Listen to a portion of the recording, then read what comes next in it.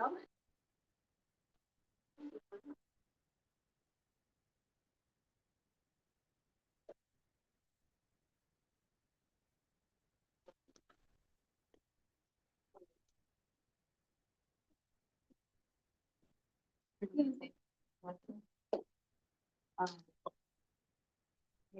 going on.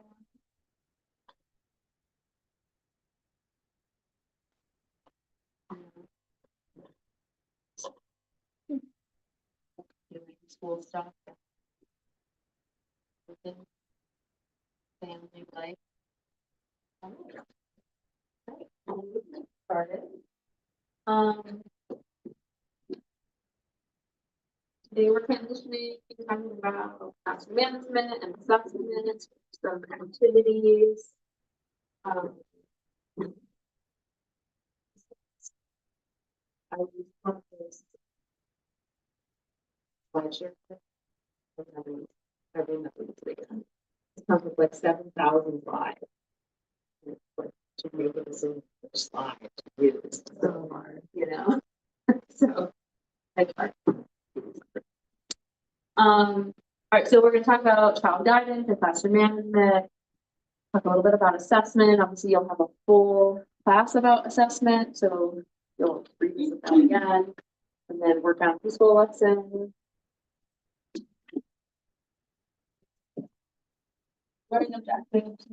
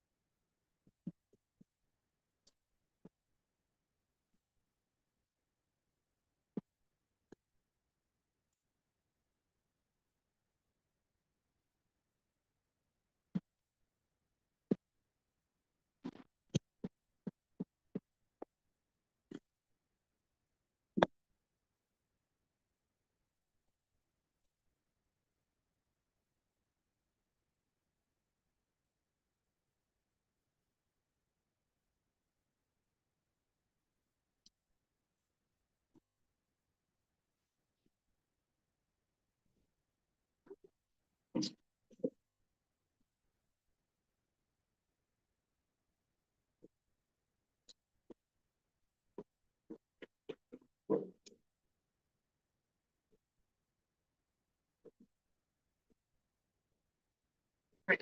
Just putting out the idea on what classroom no right or wrong answers. Thoughts. Everyone able to get into people that you can the phone and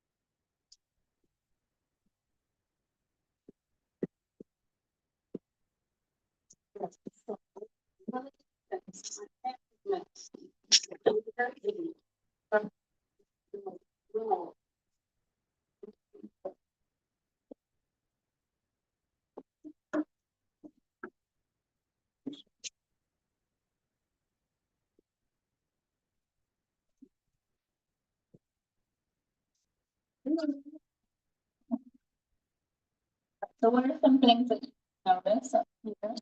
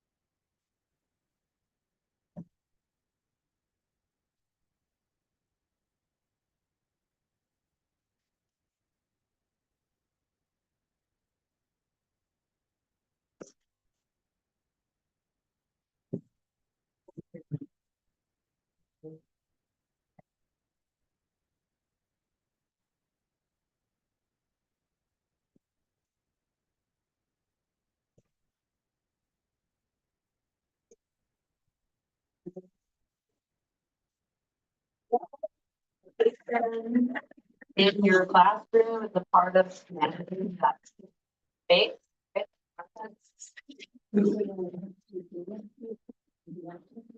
Yeah, so the things that you have to do, strategies that you'll use, right, to help children is the situation where something is happening and you need to be that for the law.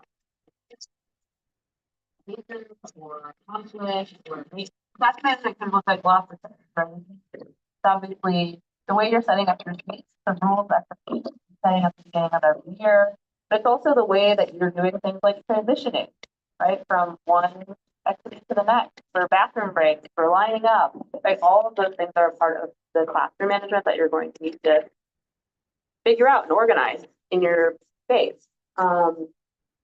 You'll have to, right, manage conflict between students or disruptive behavior in students or children who aren't paying attention or off task, right? All of these things will require these classroom management techniques and strategies. And I think, right, some of these things up here are certainly setting us up for that, right? Creating those rules, setting expectations, building relationships with your students, having patience,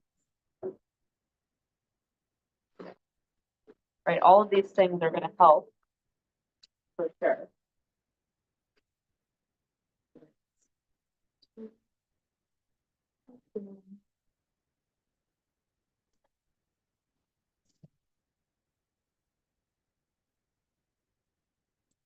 All right, so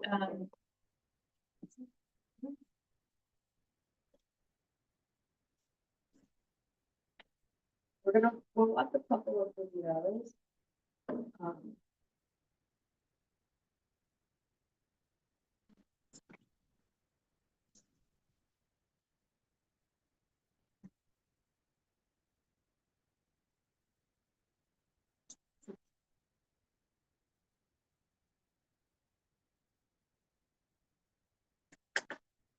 The teachers to support children in learning how to use problem solving to deal with the upsets and conflicts and other social problems that may occur in the preschool classroom.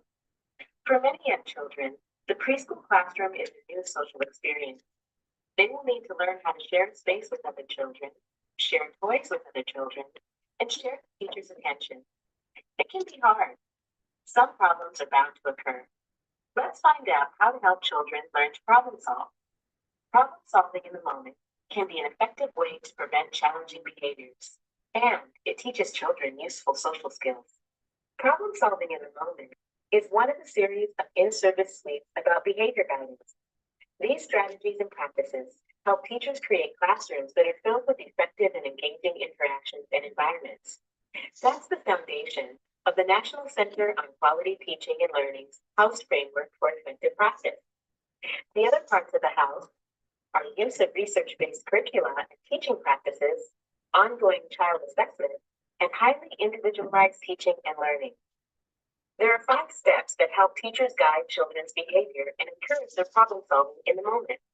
Anticipate, be close, provide support, create multiple solutions, and celebrate success. Let's see what these look like. The first step is to anticipate. As teachers observe their children, they will begin to notice the times and activities where problems are likely to happen. It might be when all the children need to transition to a new activity at one time, or when children have to wait their turn. Teachers anticipate and get ready to problem solve. The second step is to be close. The teacher regularly scans the room or playground. When the teacher has a hunch that something might lead to a problem, the teacher moves toward the action. Then, the teacher uses a calm voice to figure out the situation. Next, the teacher provides support. For the children, learning to solve problems in the moment can be difficult. The teacher needs to remind children how to use words. The teacher might have pictures or signs that remind children how to solve a problem. The teacher can cue the children by saying, "I see we have a problem. What should we do?" Or, "This is a new toy, and everyone wants to play with it at the same time. That's a problem. How can we solve it?"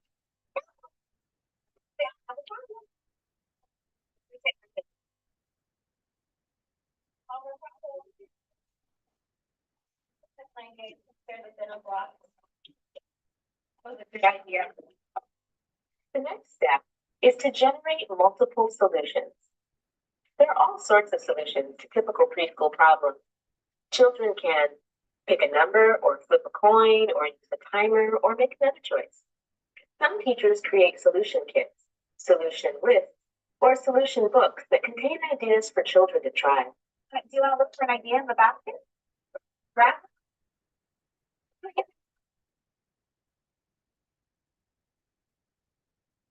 play together. So you would build it together.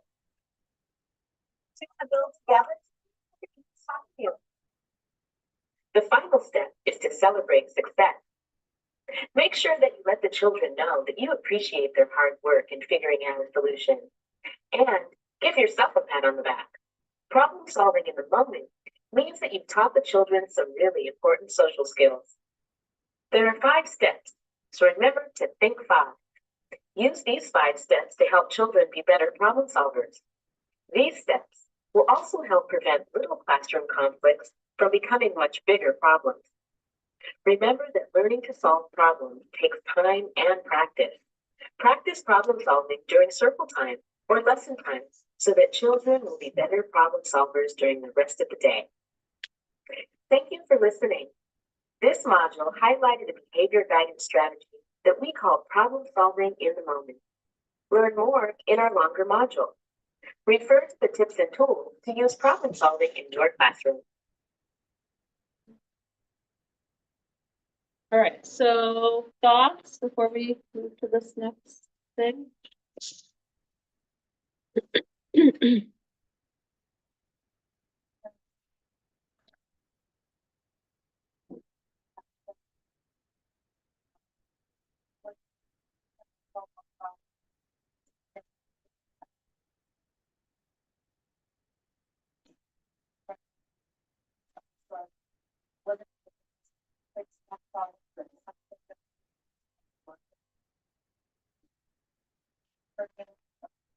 Right, the younger the kids are, right, like the more you will have to be intervening, right? Because you're gonna have to support their regulatory skills because they haven't really developed those yet. So part of our responsibility as teachers is to create the context that's gonna support, right, the structure for behavior management, and so that hopefully things don't get too wild, right?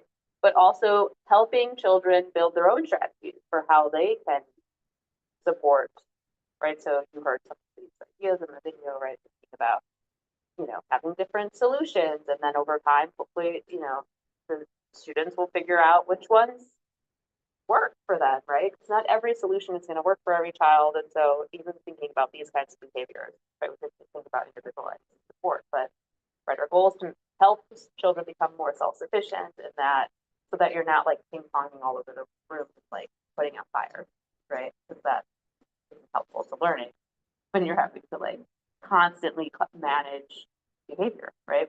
All right, other thoughts?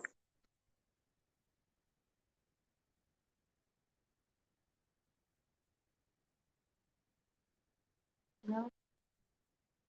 Like officially met come to the part of this semester where everyone starts to slowly shut down because they're just so tired. Like you begin to fade away from me, floating away, thinking of other things. Well, let's do an activity. Um, and get you guys talking. All right, so I'm gonna just pass out these. So this is this is actually like part of this module and training that you just saw. So these are these kind of associated activities that they could do with them. So this is just it's all online. It's the National Center on Quality Teaching and Learning. There's a lot of like good like infant, toddler, preschool, more centered in that space. But there's some like kindergarten stuff on there. But anyway, so we're gonna do this anticipating problems and finding solutions. So I'm gonna just get in your like little small groups, however you normally organize, and then I'm just gonna come pass this out. And there's actually it's double-sided, so the other side we're gonna do in the next bit. So we'll just focus on this one side about problems. So getting your little clusters, come get a snack because you obviously need to fuel your body and your brain. Yeah, week off last week. Aren't you guys like refreshed and ready to go? No, you guys only had my class on probably and everything. Yeah. Okay. Yeah. And looks like somebody before me. Okay. But nothing why actually we put out in the grade and fourth is from the oh, the mid-stage. And we could both of them. And people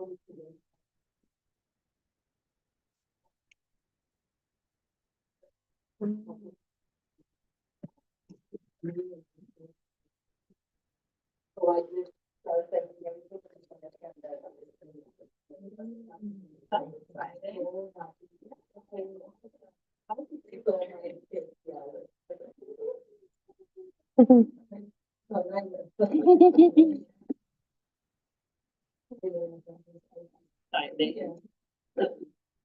It's congratulations. All right. No one has moved from their seat, so I don't know which one. I'm just gonna pretend that these are kind of the or go off memory of where you all usually cluster, and then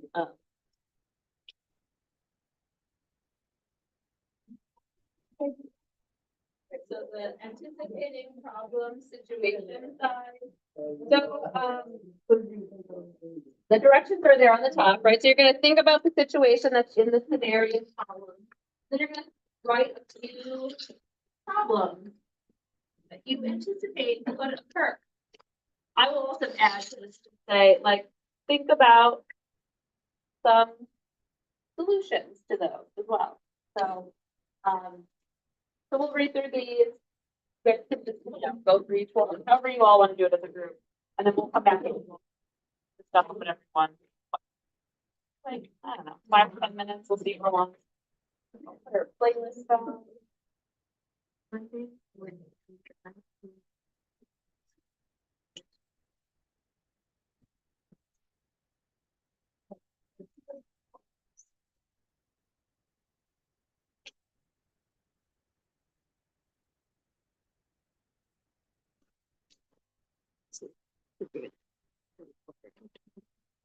Fighting. Yeah. And then the teacher might have end up putting some of the toys away instead of like fighting. They put it in the closet or something. Oh, yeah. It's like, No. was he here? Yeah. Jeez.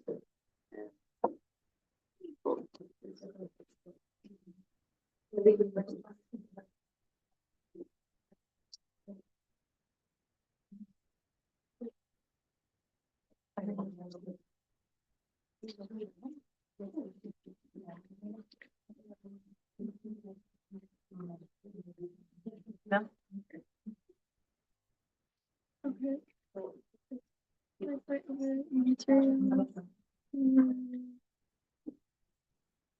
That's really.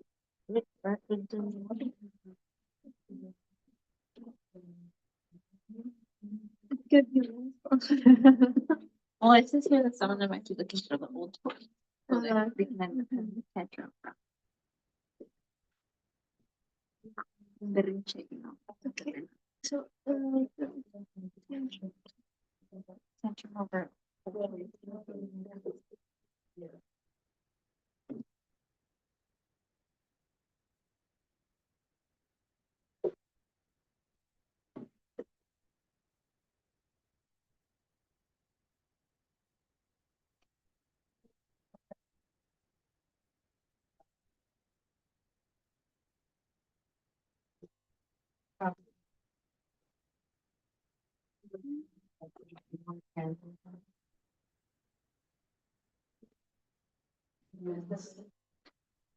either.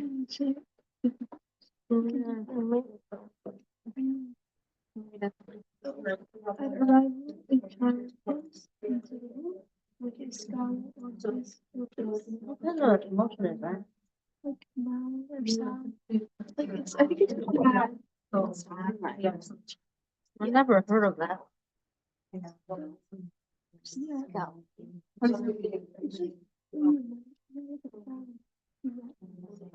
Angry. They're angry. Well, I think sources. It's validating. Think about it. Sound like sad, angry. Yeah, it's more angry than sad.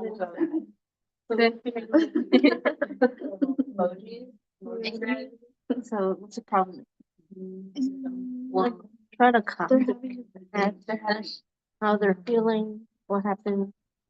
it was more like one of the problems that can occur that That day. they I think they might like start being like having a tantrum-ish and then like maybe Another tantrum. Yeah. Distracted for the other peers too. and then the teacher may try to somehow calm them. Distracted. It can become a distraction for for their peers.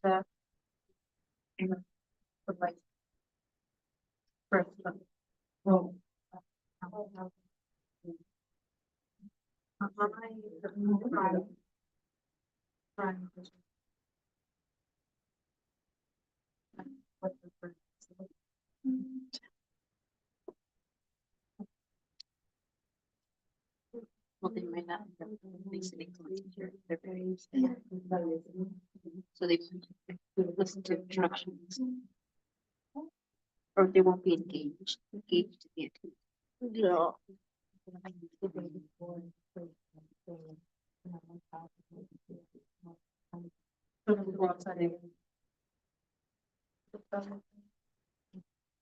Yeah.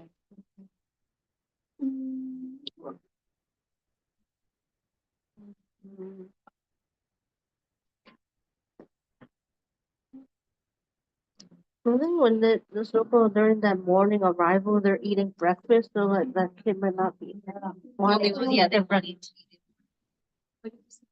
They might have grab a little bag lunch, but won't eat. So breakfast first.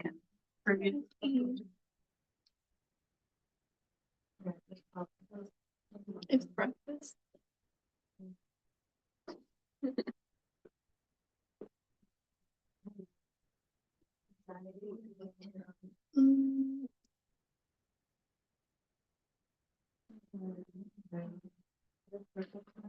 They'll be rude.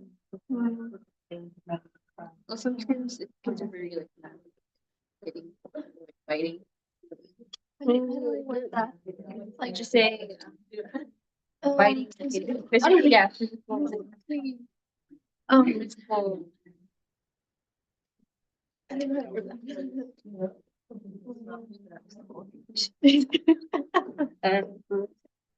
We'll just say the begin might end up hitting or biting okay. here. Are we doing the back side of the word here? No, just do the first side and then we'll revisit the second side. I think that was later. Is it? Yeah. We do that side later. No.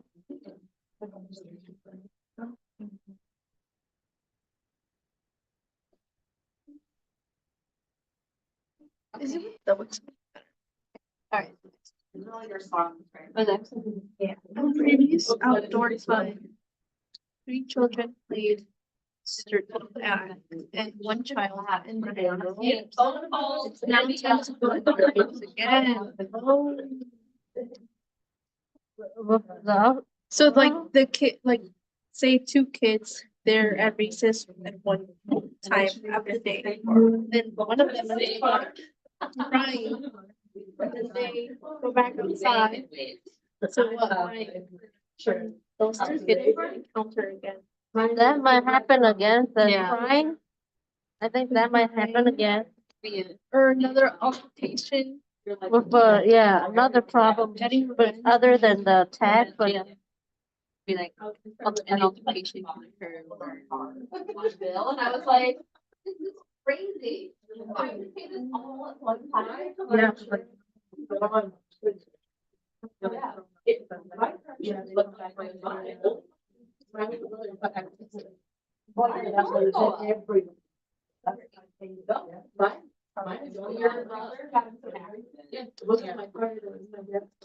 But only my.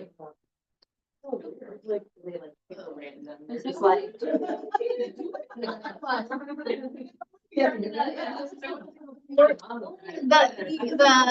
The icon.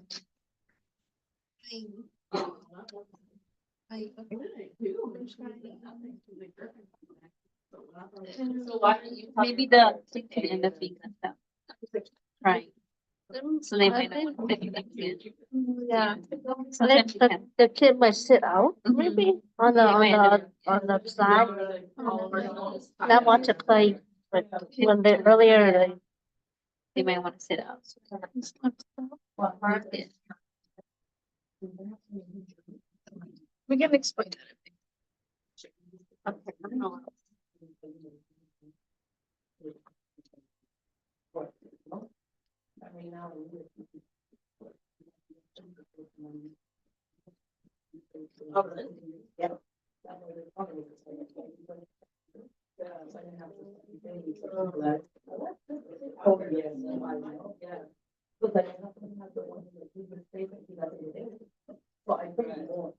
Or we can do the next one. Yeah.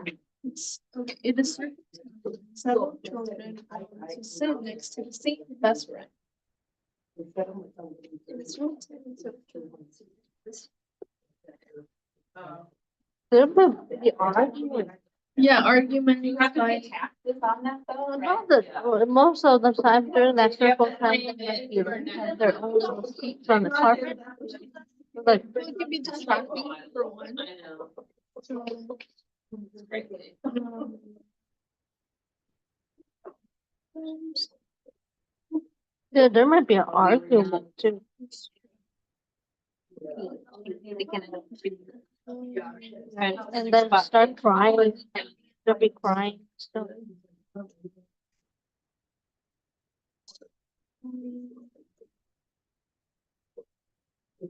Oh, yeah, it's all them up.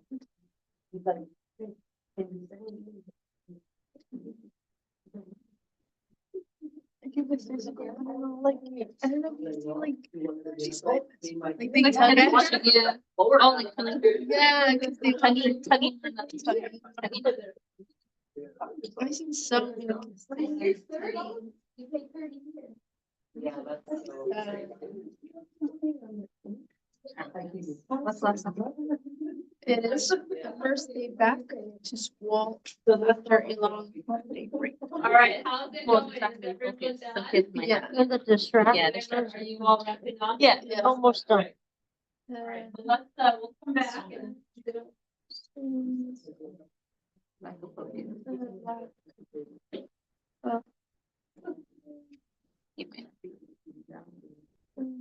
Stuff.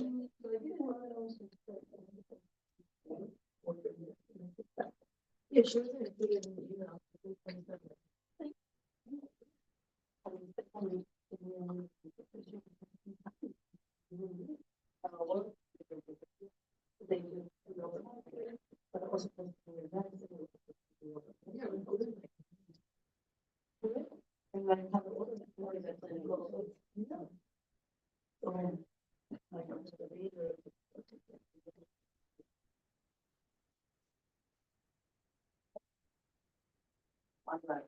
Yeah.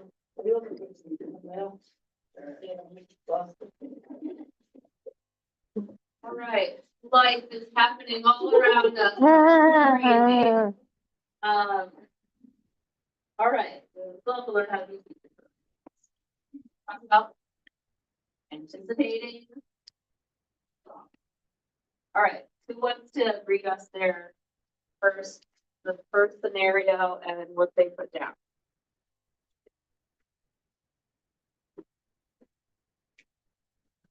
Okay. Yes, read so scenario one. Read it. This Monday morning, I'm in that play.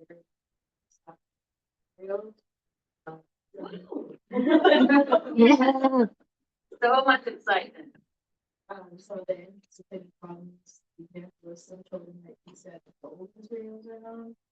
And for the anticipated problems that we thought of, we thought of children not sharing or arguing over the employees. And then we thought of damaging, breaking the violence. Exactly. You're so jazzed. Sharing them. Yeah, great. What did others? Did others have anything different? Yeah. Well, we got this kind of a same thing, but we think that we'll fight over the material, and they will be looking for the old item.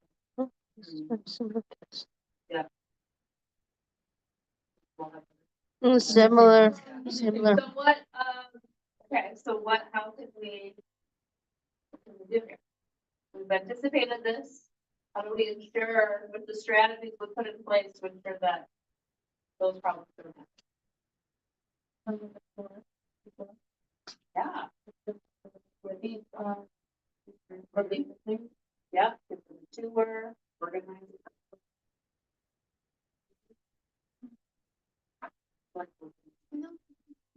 I was just saying like rotation, so nobody gets to play a little bit with the toys. Yeah, so, okay, I'll like rotate the Yeah. kids, so then everyone can, I'm just like free for all. Yeah.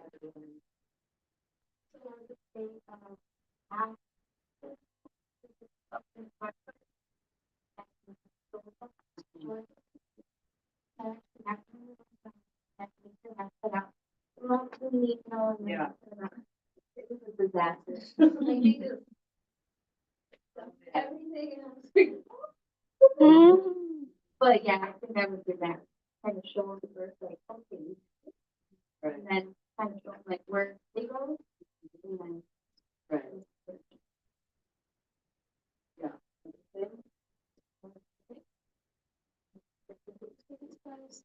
The lesson observation have to sit on it, like, lesson, like, because they're having problems. Like, if they're like,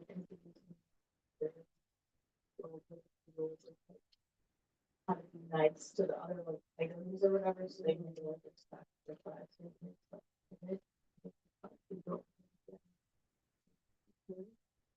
Yeah, no, I think that those are all great. And one other thing I might add is like, just like give them some anticipation up to that point and like let them know that these old materials are gonna be swapped out, but maybe we'll swap them back in a week or something, right? So then they know old stuff is going somewhere else, new stuff is coming, going over the rules and benefits. Things like that, reestablishing those.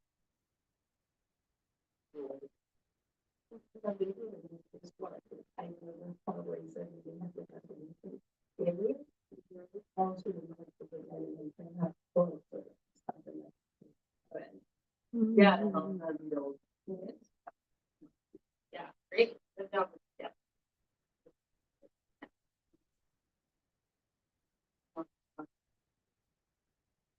Or I can read it and you guys can just.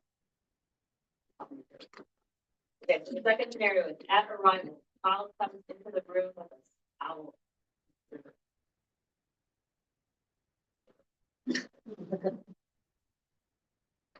What's the problem? At arrival. From who did it? They won't be engaged in the classes. Yeah, so we might anticipate with engagement.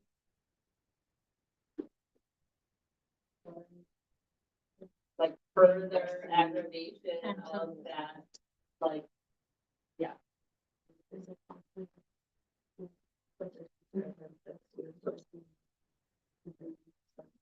Yeah.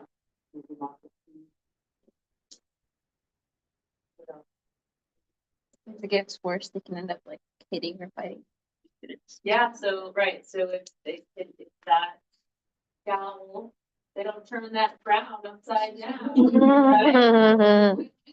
Bigger problem throughout the day, right?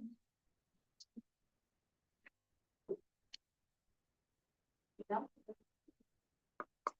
All right, so how do we get figured out?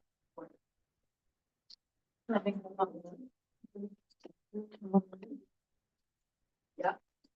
So.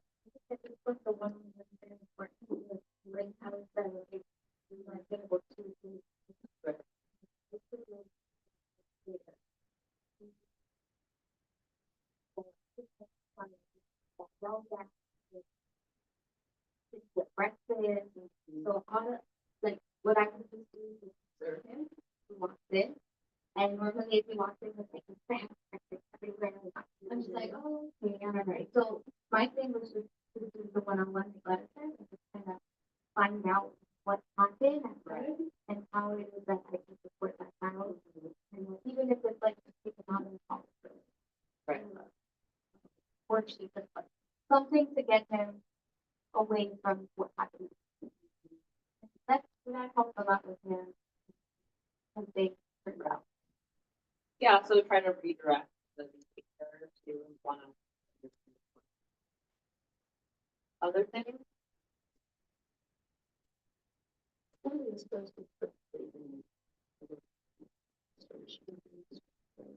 Yeah, I think, yeah, it's like giving them space to talk about how they're feeling, and being there, giving them maybe like their own time away, they're doing something else, right, to pull themselves together so that when they go in group, there's not like explosion. And what's great about littler kids, like usually they'll see that their friend is not feeling certain way. Try to support, right? That starts to go away a little bit. Still, teach other kids, right, to be helpful. All right.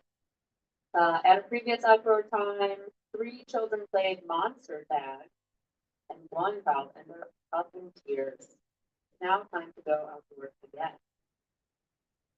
Right, so the last time we were outside, monster tag. Not so fun. Yeah. Going out again. One cross. One of them was faster than the other. Yeah. So what's the anticipated problem here?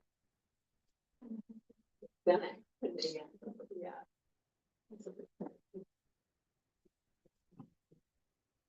With one time. Right, so that situation altogether could happen again, or right, that child who was feeling sad the last time.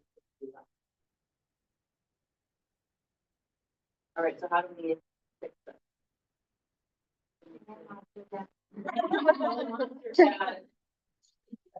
Period. Call it less aggressive.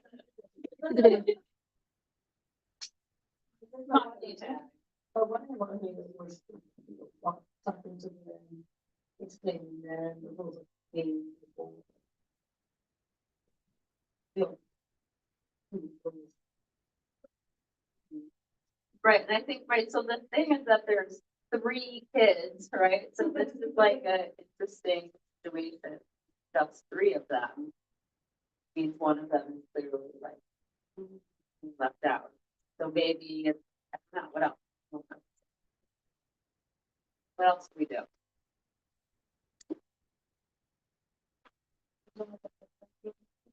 Yeah, we can give them something else to play all the time. Yeah. Yeah, I mean, I was thinking like everyone plays Monster Tag. Like we're all playing Monster Tag today, right? This is what we're doing. Or we're all playing something else, right? Then yeah. So what would you have done after the first?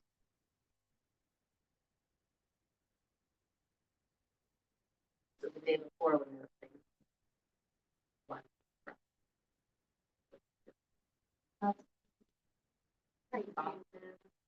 Probably talk to the other kids, talk to them all together.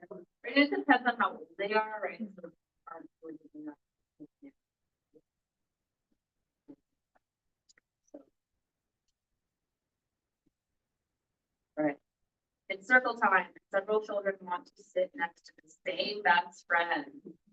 My best friend. No, that's my best friend. No one sit by the bus. Yeah. We just leave the best friend out. You thought you were some popular best friend. All right, so what is the problem here? The best friend is stop being so, stop being so likable.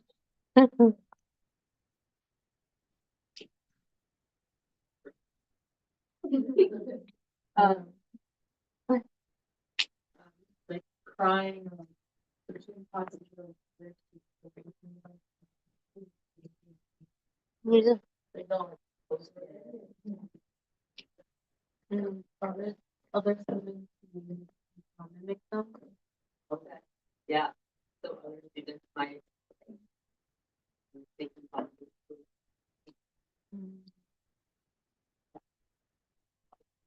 I'll tell you. Yeah, so right, so it seems like there's probably some sadness maybe and or some physical. Something. Yeah. Jealousy, yeah.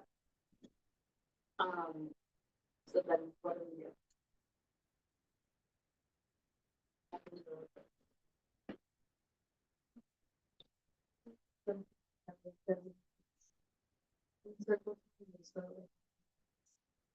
Kids are.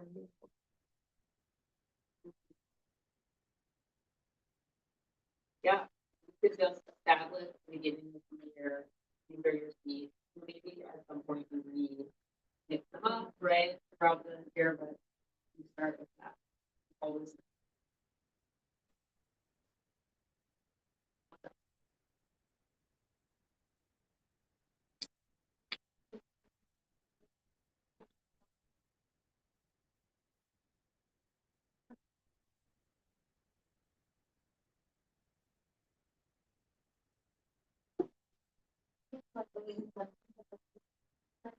Yeah.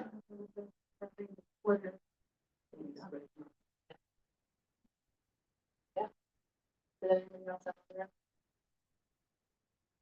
Yeah, I think like this one seems like usually solved at the beginning of the year. It's like established. Easy.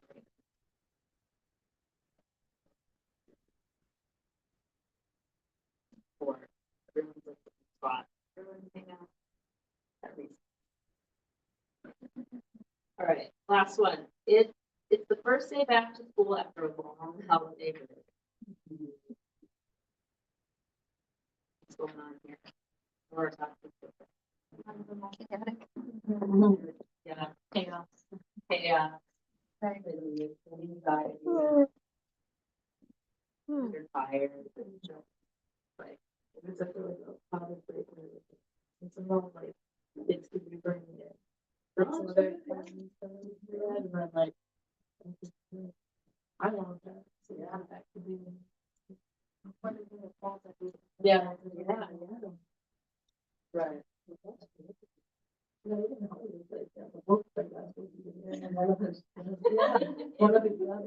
got like 5, so then why am I giving 2, like, 2 got 5? On the old side, here we go. Get a job and you can have as many books as you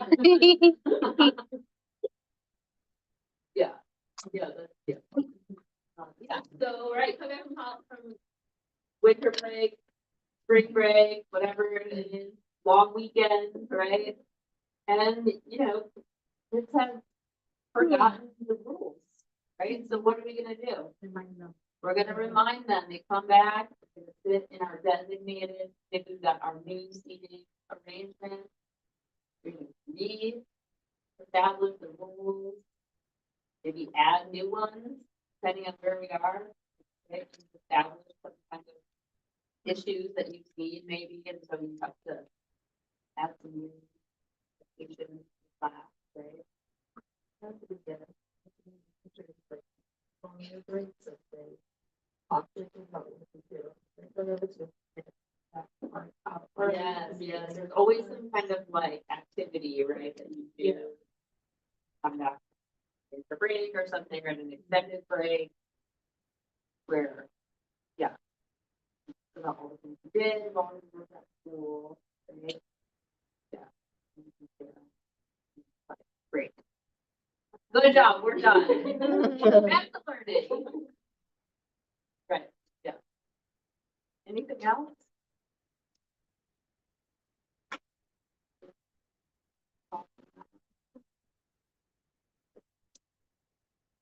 All right, well, hopefully this shows, right, it's important to be thinking about, so when you're thinking about your class, anticipating what might happen during certain activities or certain times of year, during transitional times, and then think ahead and plan for how to mitigate those issues before they become issues.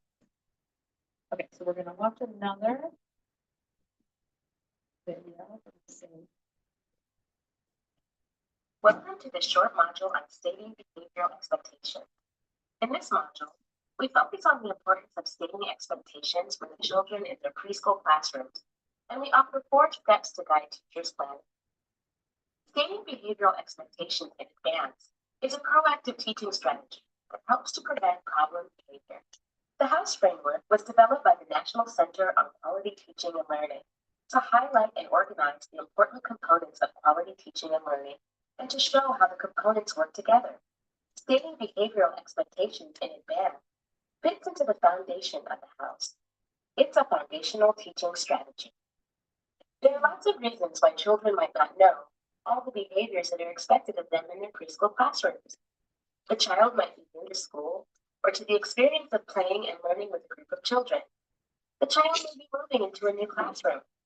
There also may be a few differences between what's expected at school and what's expected at home or in other places. We've all found ourselves in new situations and in new places where we felt a bit uncomfortable. It helps to have someone be the guide, to tell us what's expected, and help us feel more comfortable and confident. In the preschool classroom, the teacher can be the guide and can teach the children the expectations and help them be successful. Behavioral expectations are the appropriate behaviors expected from children during specific activities and routines. For example, the teacher may expect children to use quiet voices when inside the classroom, or raise their hands at circle time when they have ideas or answers, or say please and thank you when passing the food at mealtime. Teachers state the behavioral expectations by saying what they want to see. It's helpful to think of the steps that make up the teaching strategy of stating behavioral expectations in advance. Even though teachers use this strategy in the moment they are interacting with children, it actually requires planning outside of classroom time. Here are the 4 steps: anticipate, develop a plan, prepare the children, and recognize children's appropriate behavior. To anticipate behaviors means the teacher needs to do some work ahead of time. The teacher thinks through the activities and routines of the school day and asks questions like, what happens when the children arrive? Or, what are the expectations for free choice or for time at the interest area? Do the children get to choose? Are there a limited number of spots at each center? Do the children need to clean up after each center? There are many questions to be answered. This work can be done with the teaching team so that all the adults in the classroom know the expectations. The next step is to plan. Write out the expectations in a positive way. Write what you want the children to do. Plan and gather the teaching materials that may be needed to help children learn the expectations.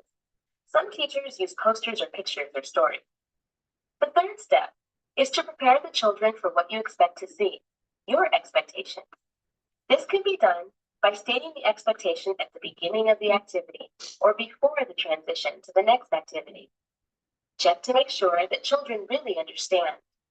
And repeat the expectations often, especially at the beginning of the school year or when a child is new to the classroom.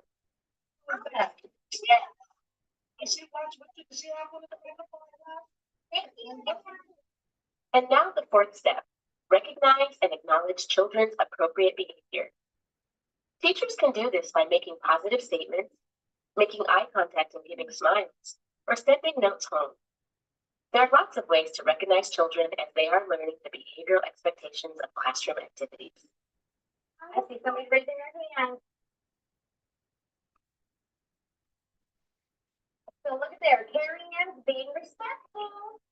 This module highlighted the teaching strategy we call stating behavioral expectations. This is a proactive strategy that helps children feel more comfortable and confident in the classroom. And it's a strategy that can prevent problem behaviors from occurring. Please see our tips and tools and helpful. All right, so thoughts on that video.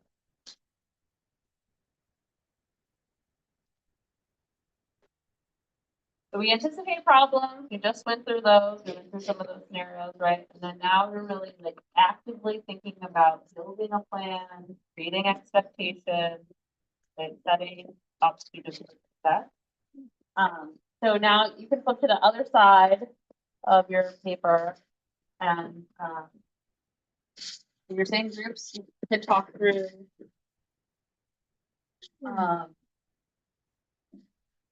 expectations for each of these kinds of, right? So there's a bunch of activities listed here.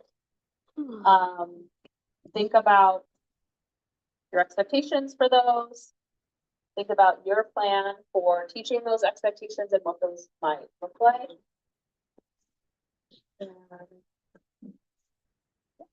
There's another 10 minutes to go through those.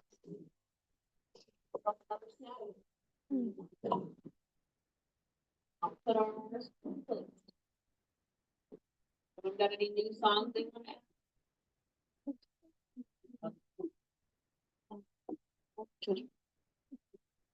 I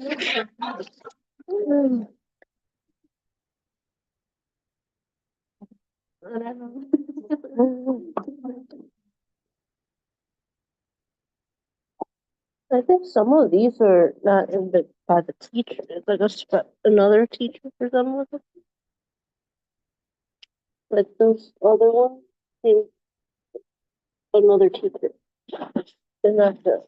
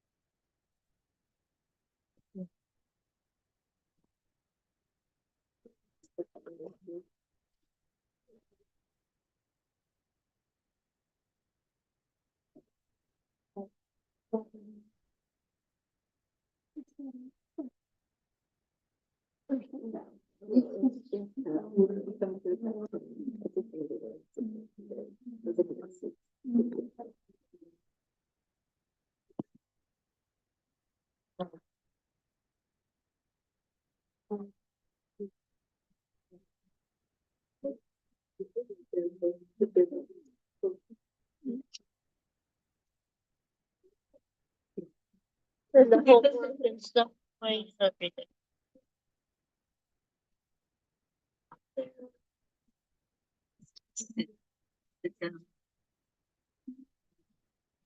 They might come to the teacher, say hi, and give them a hug or something like that.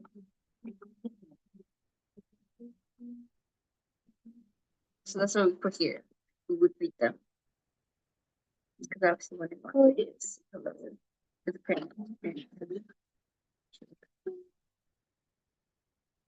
Does it say what age group? But it's early. I feel like Circle. like circle time.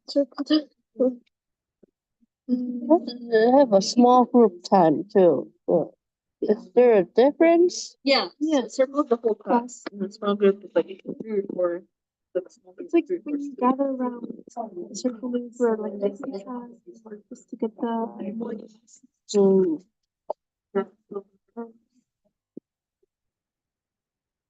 Okay, expectations. Maybe like. Designated Say like. designated area for them to be in. Like, see,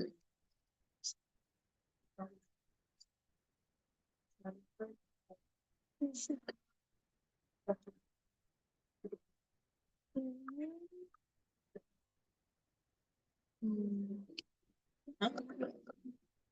Quietly or like do some talking. it's probably talking.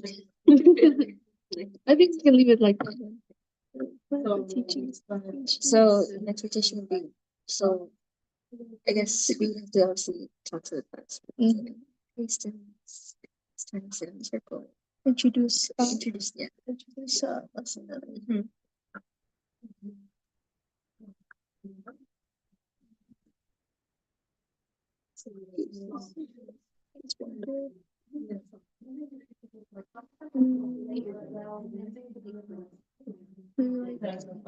Listen to your peer or like engage. So engagement, engagement peers.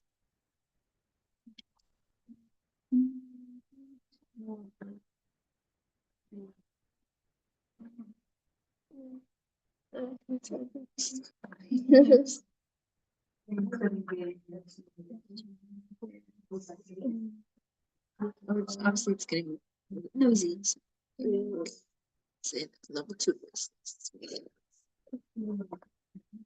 insights.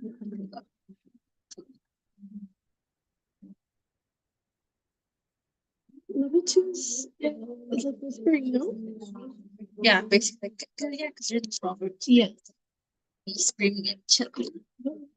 So just 4, right? Or 3? It's a 4. I think they're starting with somehow there's a 0 too. That would be like when they're quiet. Yeah. Yeah, 0. And then 1. like- Or is it I one think whispering? one's whispering. Yeah.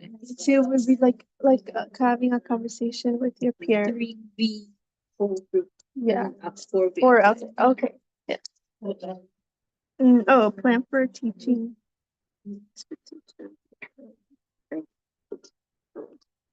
So, to introduce the rules, the introduction. So before we go into this instructional time.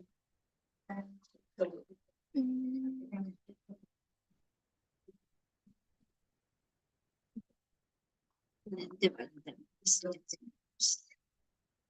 But it would be like that.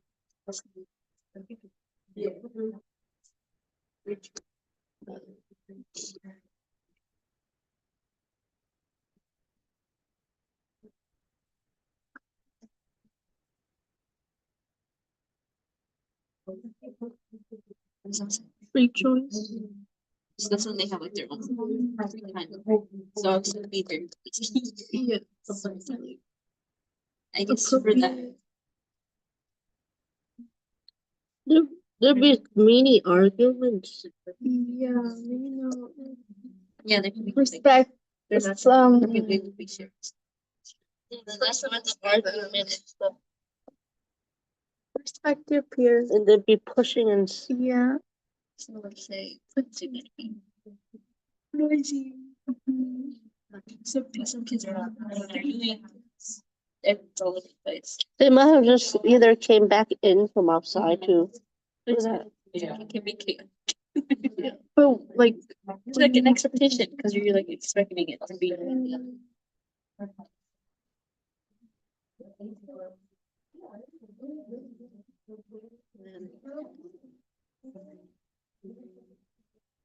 There can be like issues. Physical. Oh yeah.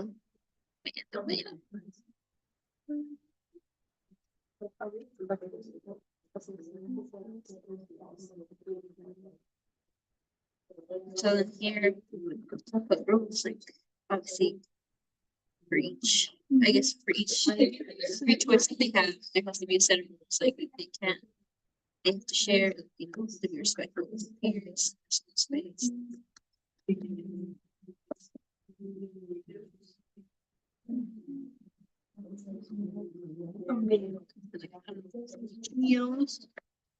Mealtime. Obviously, everyone sitting there designated areas. You don't know. You don't want to sit with the one that has an allergy. So you can put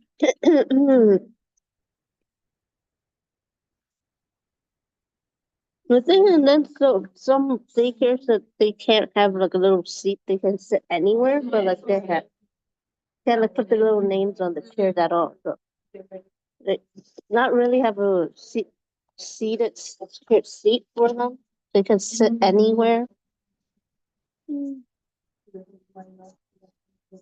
Also, like, it could just be like a specific table for them to eat.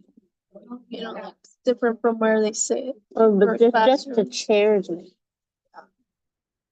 mean, because this is like general, because we don't know what grade level it is, so. I think that's fine for generally talking.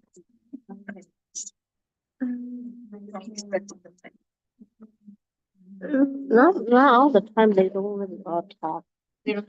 Not all the time. Some just eat. Some talk. I feel like they talk and they don't eat.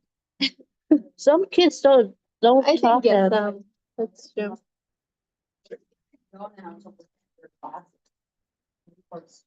Oh, Did you look? I kind of looked, but I mine was hasn't changed. You didn't. It changed last. Oh, I Did never you got check? the report. I kind of looked at it. It looked kind of hard. I have not seen that. I was looking at it. It was kind of confusing. With the schedule. They gave a tutorial, no? I didn't go. No, but they sent yeah, Before last Monday. yeah, they sent it an email with that tutorial. I didn't. I kind of looked at it, but like when the little schedules for the coming semesters, the way it looks kind of confusing.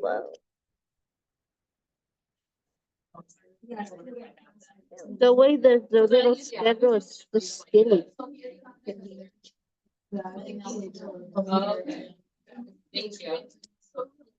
So weird. It looks so bizarre.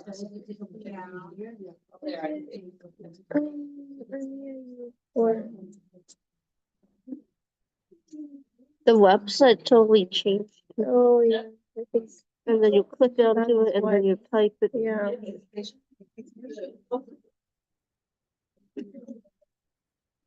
You're not good. Oh, okay, I got that. It's so weird. I can't even like that. I can't even look at that. I can't see like what my color. So now you know how easy it is.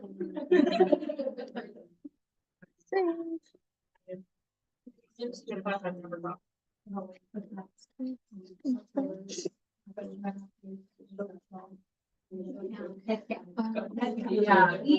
Okay, teacher, maybe like. We have to give Some reminder 5 minutes. I think like they supervise. Reminder supervision. Okay. make sure that they're eating and not talk too much. They're not sharing their food, but they're not sharing. Yeah, eat their own food.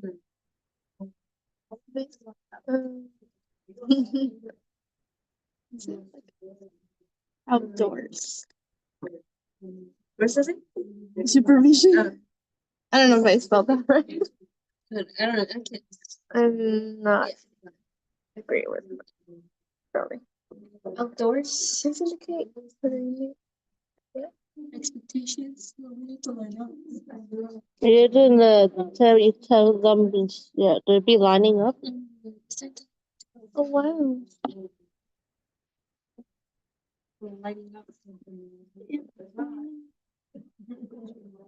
That might be like after the lunch and stuff, so they'll be lining up. Oh, that's our voices.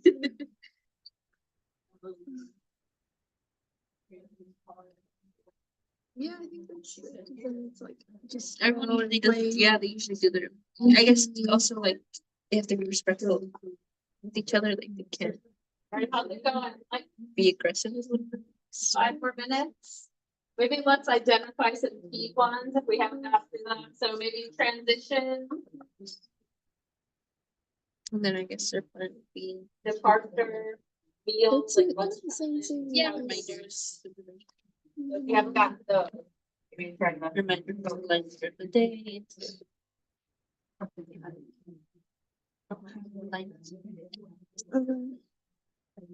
Transitions.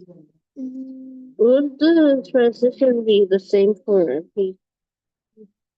Like from like lunchtime and Like line up? It's kind of similar. yeah, because you're transitioning back to like to the classroom, so lining up respectively. Yeah. And then maybe clean up too, clean up the transitions of in between each of those little stuff too. Obviously, again, reminders.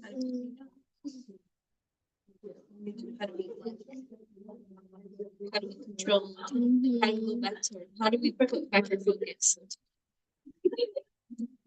Re-engaging our focus. Was that Dramatic play. sharing? I think it'll be the same for blocks too. They'll be sharing. So put sharing. How do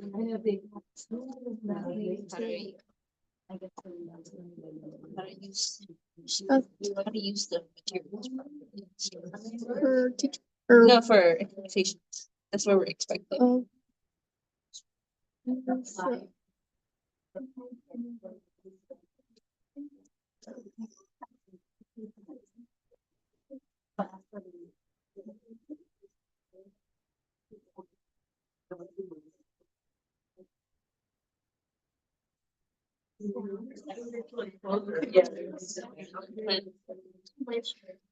Obviously, groups. Reminders. Reminders. Doesn't that have some supervision? Yeah, because you're observing. To make sure it's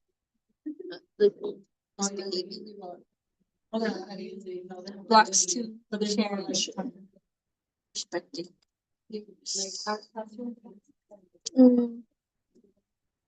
There'll be materials.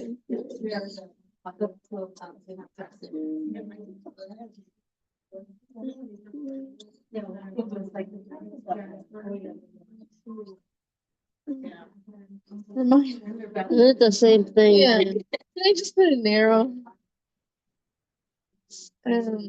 Yeah, I'm just gonna put an arrow.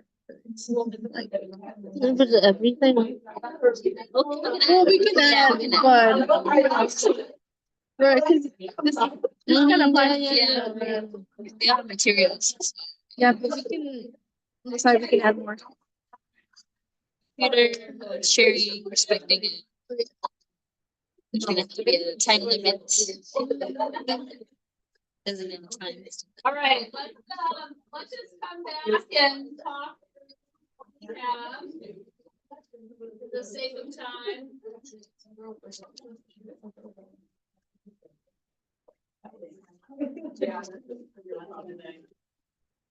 All right, so let's talk through what you all have. So let's think about arrival. What are the expectations we have today? What is that? Reading.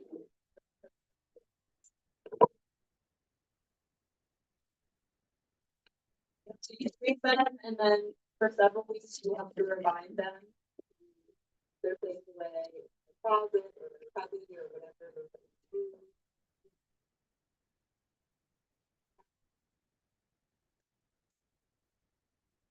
If you're in,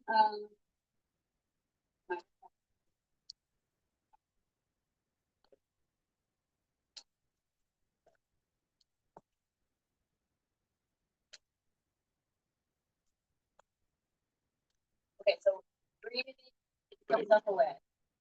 Get out.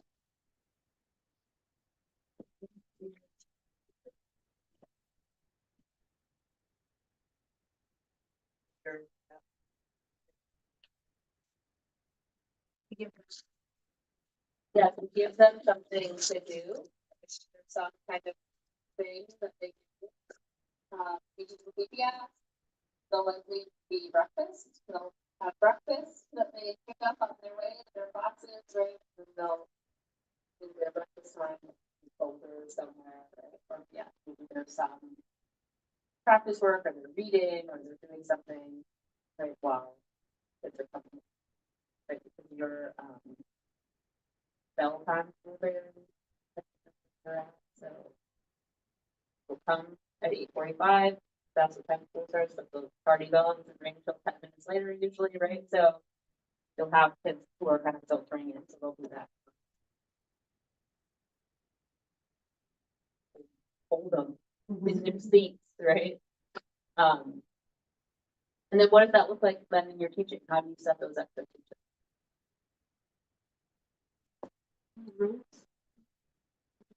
Yeah, so like the first day, first week of school, you can start establishing those routines, right? You'll have to remind them. Usually the first 2 weeks, right, are gonna be your kind of like reminder time. You just keep enforcing those rules, right? And those expectations. Sure. You can have visual aids, you can, yes, yep, sing songs, right? All right, how about, like circle time? What are those expectations? Maybe everyone has a spot, we talked about that. So there's designated spot.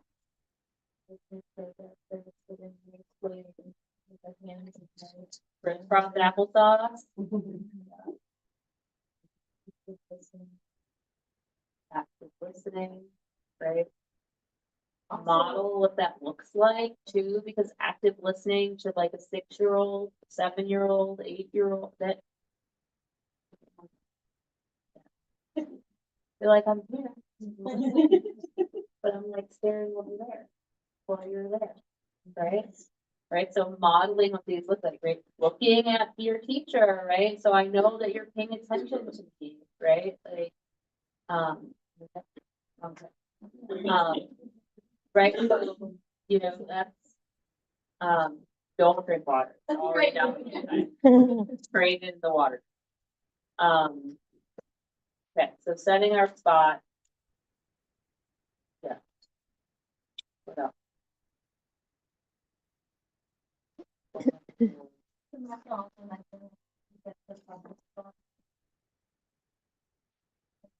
Yeah, crisscross. Yeah, Now, Fair. Yeah.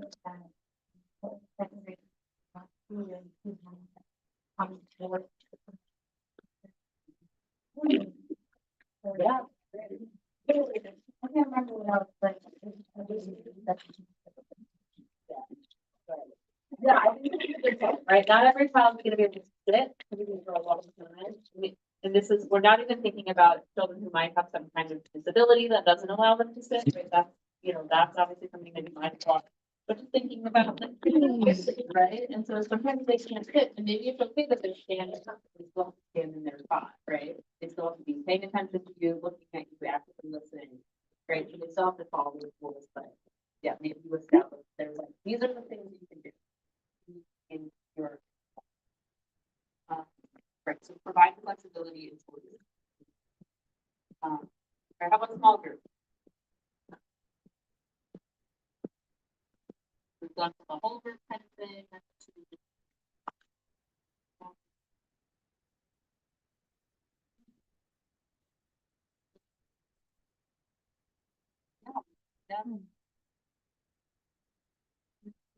Yeah. page, right? And what those things look like, right?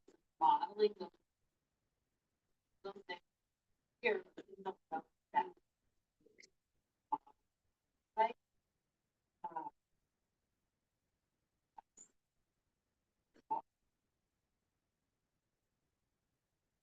It's inside voice, the way people talk to each other.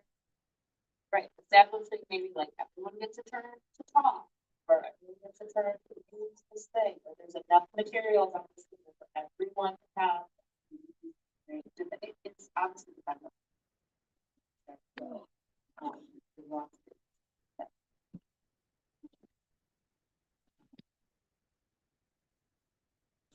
What about free choice? That's what we address in this here.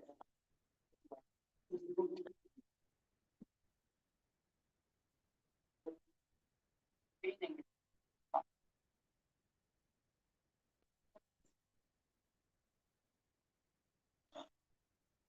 Yeah. Right, and a lot of it is going to be setting these same expectations for many activities throughout the first 7 weeks, right? So you know that some of these things are going to yeah, maybe they're visual aids in this area, you have a classroom, has spaces, right? You have designated spots for things that happen, you have, right? But you take things out nicely and you put everything away, right? This is why you have like pictures on all their bins and labels, right? So that children to know where things go. How about transitions? Those are really fun.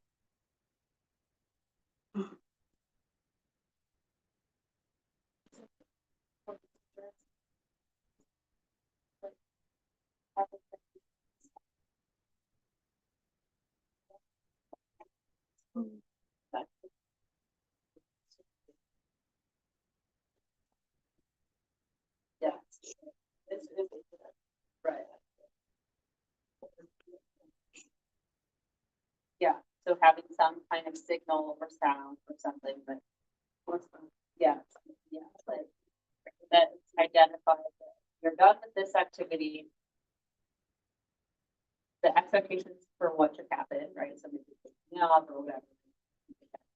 Nothing. So maybe they all go to the run. In the spots.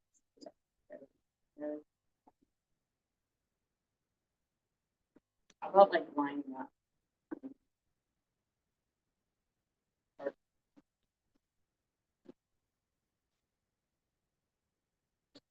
Probably line up. On our toddlers, they will identify technical. And then they will fight.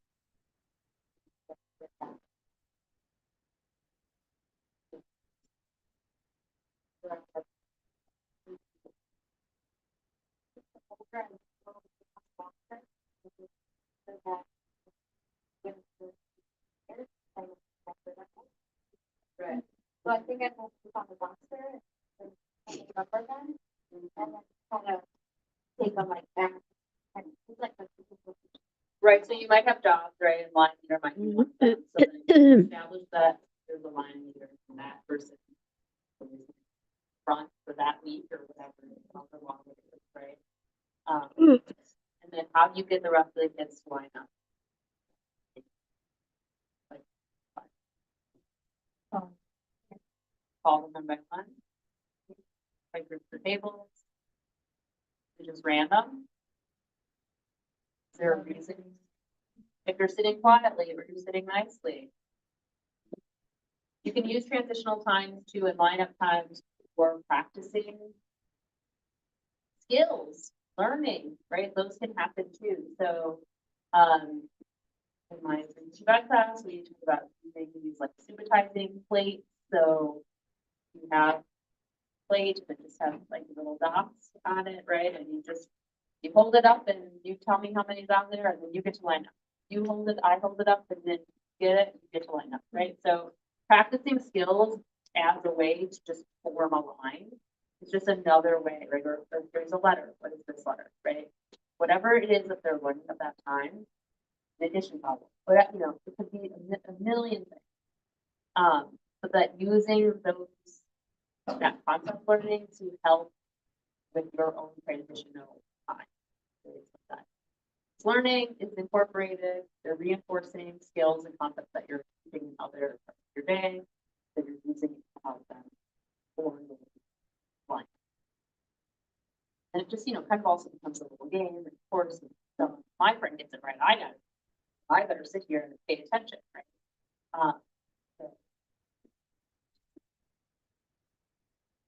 How about departure, end of the day? Yeah, so clean up, right? The expectation is we're making our desk tidy or our table tidy, whatever. Our workspace cleaned up, our stuff is away. Yeah, maybe there's like a small exit ticket, or there's a review, here's the thing that they're doing, here's the expectation for tomorrow, this is what we're going to do.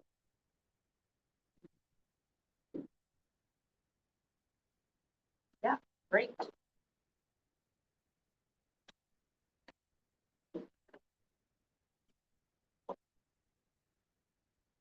Okay, so we set expectations last week. I want our students to found links to some internet. Great, got lots of things on there. All right, let's evaluate these classroom rules. So a lot of the things that we said, we're gonna have rules, we're gonna have expectations, visual aids. We're gonna set those up beginning of the year, work on them for 7 weeks. They're established, go over them again after extended time away. And so we might have stuff like this or make stuff like this. What do we think of these? What do we think of these classroom rules?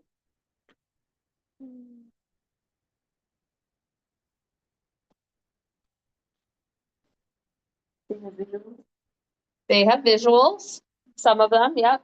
So the two on the right have the visuals.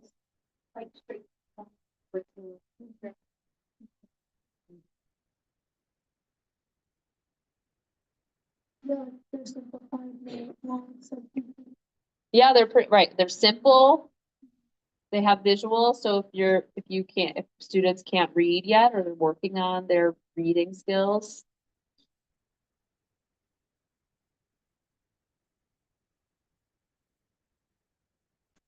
Are there any problems with that? I say no a lot. I don't like that. Do what the teacher tells you to do. Just do it. Do it. No running.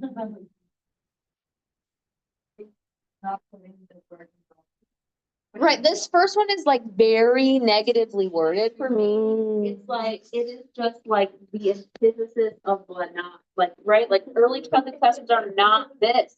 We are telling kids, no, don't do those things. Do what I tell you to do. You have no agency. I'm the boss. Who wrote this? It's crazy to me. Don't use that first one. Terrible. Yes, but so change the no, right? Let's find a solution for this terrible thing. Yeah, so like, right, just use inside voices. Right, use your walking feet, right?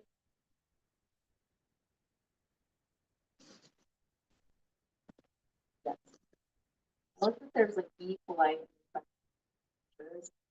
and be nice to your friends.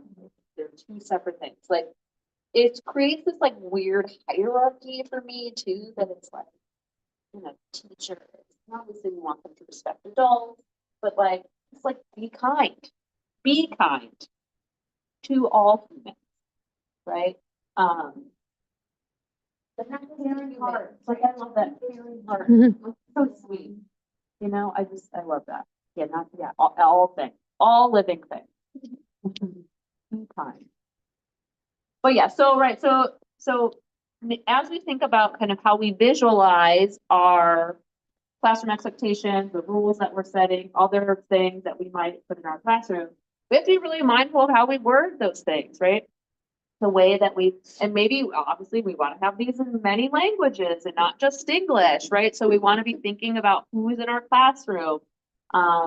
We want to have visuals. So if you aren't a reader yet, you can see this and know, right? You'll go over it together so they will know what that means. They see a set of eyes, right? Or this, right? They'll know what those things mean. And then you can use those things in other spaces, right, throughout your classroom because you've created these templates for and icons, right, clues for the student, so then they'll know even if they can't read. Yeah, so yes. All right. No yelling. No fun in that classroom. No fun. Okay, so we're gonna get up because I feel like I have to force you to stand up sometime. So there are just, and you could just like, no one really uses a notebook. All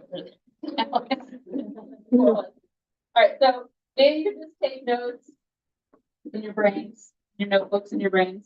They didn't provide any paper, but there's you'll see these little, right, little scenarios, and there's one on each of these doors. So you could just kind of walk around, read through those scenarios here. So there'll be a situation and then questions to reflect on. And so go around. If you need to go to the bathroom, take a break, I'm just trying to do that too. Yeah, I'm also gonna do that. Get a snack, some water, and then we'll walk around. Then we'll come back and we'll just kind of talk through what we've put our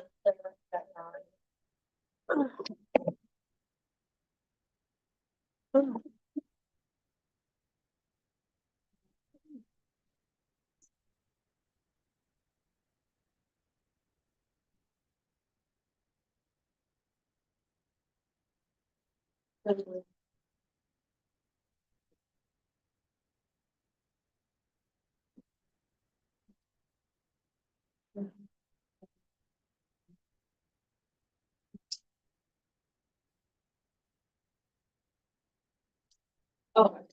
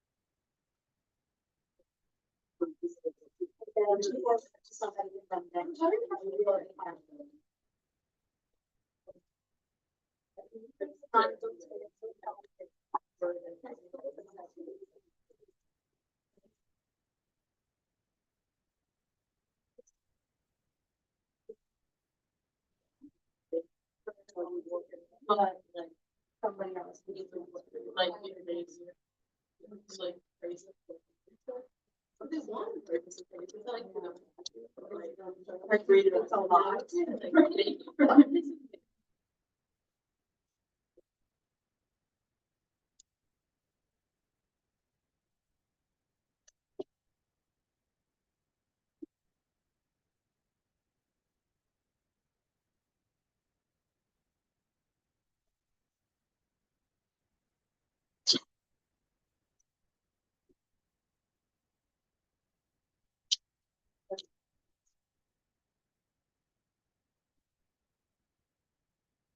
I started.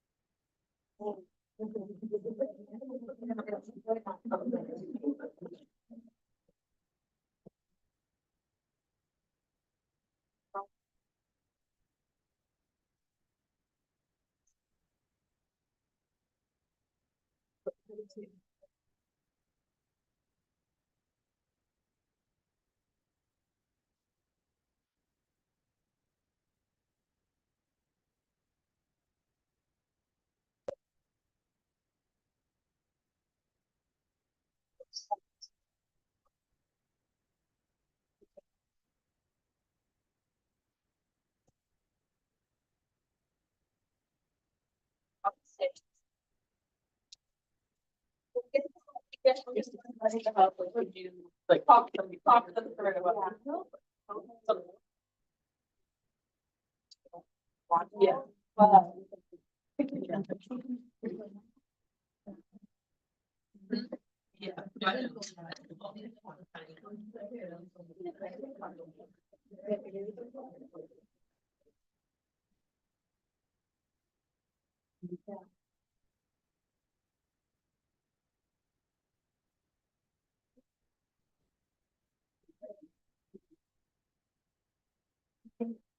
Yeah, I'll pull them up here.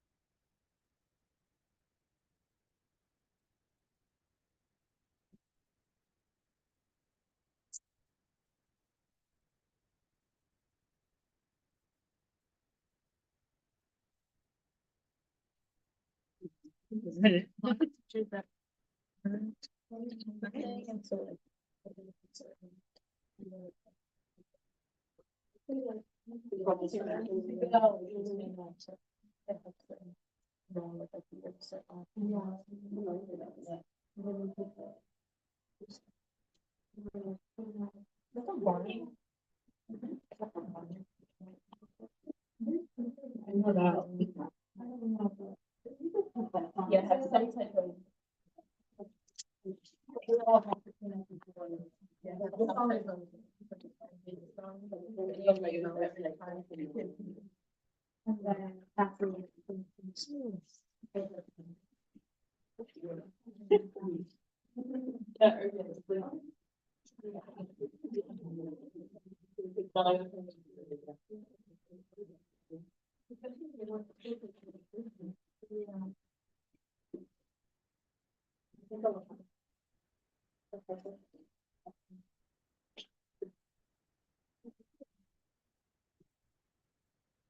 All right, let's come back and we'll, they're up here on the board too, so we can. Then we go back. Yeah, we can go back here.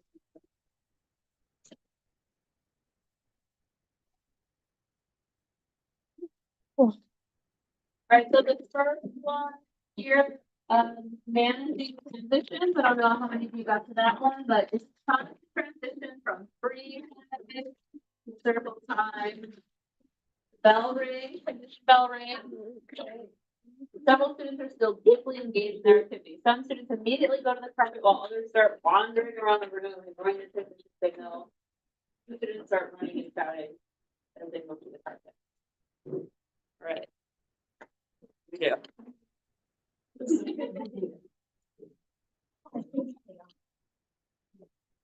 But I think it's just having that. Where it's like a song, where them, you know, singing, where they kind of that kind of have to have that like constant.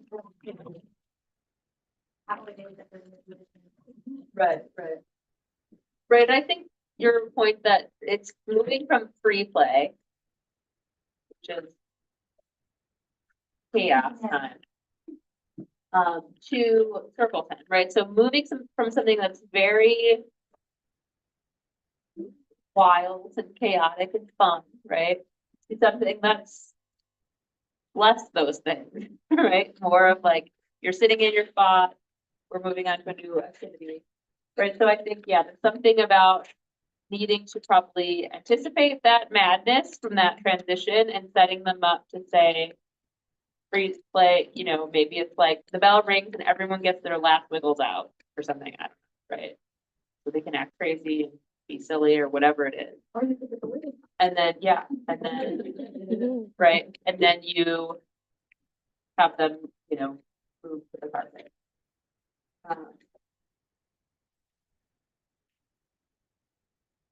What else? Other thoughts on that?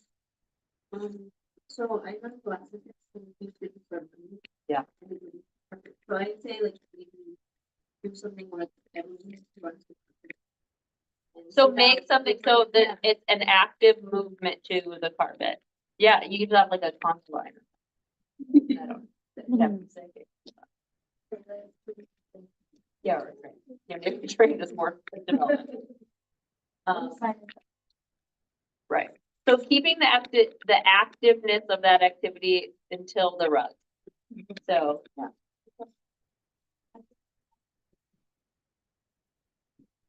yeah. Yeah.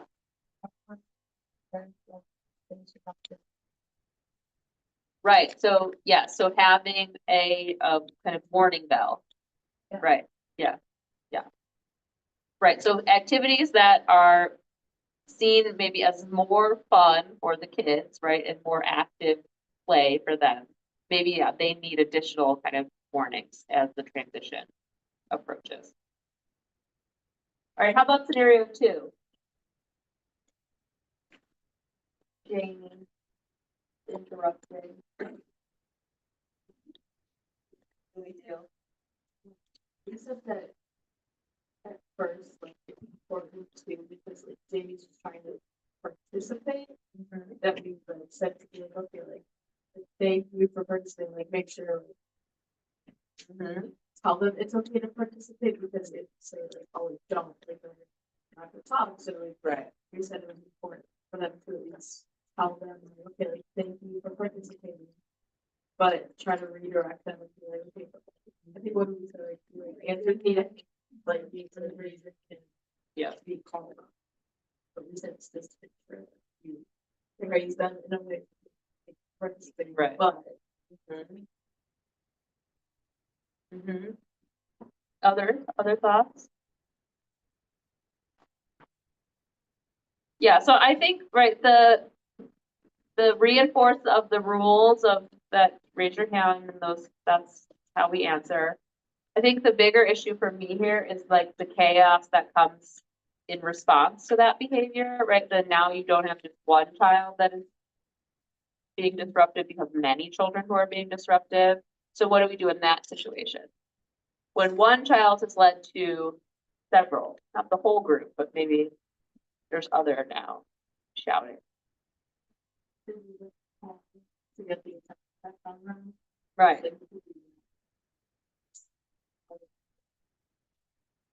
Right, so we're like, show 5 or something, right? Like, we just throw our hands up, right?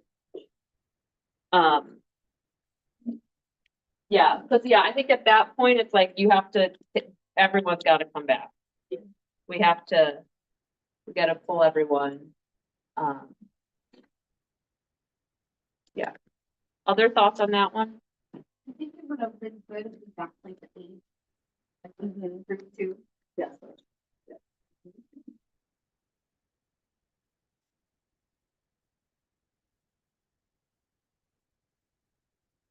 How about this one?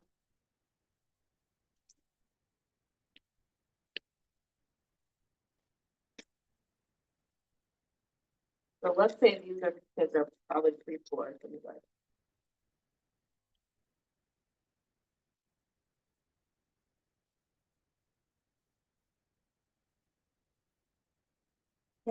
Where it's kind of get hard because you want to make sure that they play with it, but also you want to make sure that they understand what it means.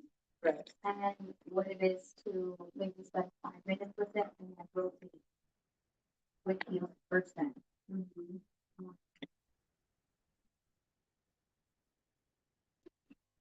Normally when that happens, I like to like have to well, do that first.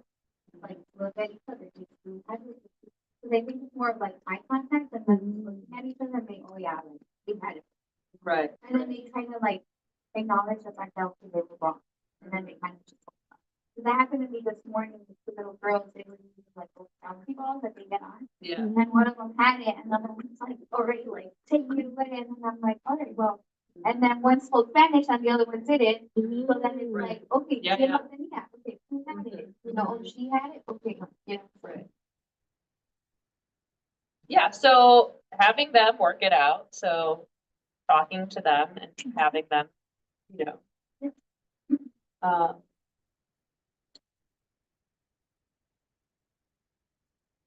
What else? Other thoughts on that? What do you do with the kids who were gathering? Is it like watching the Fight Club or something? I don't know what the kids are doing. Yeah.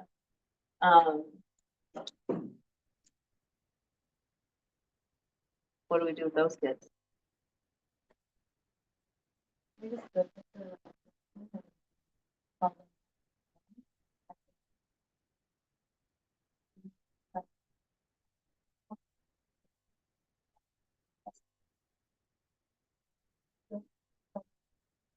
Yeah. Right. Yeah, so you use it as like a teaching moment for the whole class, right? You talk about how we don't push our friends, we have to share our toys, right? All the things that you would tell those 2 students, but now that the other students have kind of been watching on, right? You're going to reinforce those things. Mhm.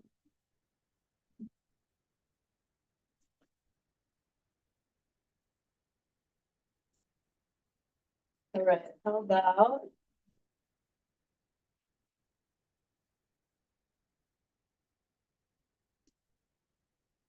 I didn't know that all these are. Oh yeah, that one. This one was ready for.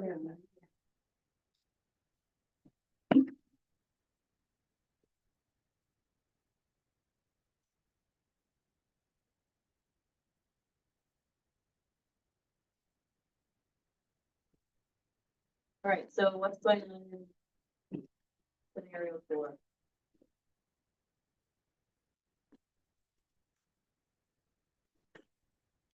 This is like a very clear regulatory issue. We'll probably have a lot of it in people and kindergarten classrooms.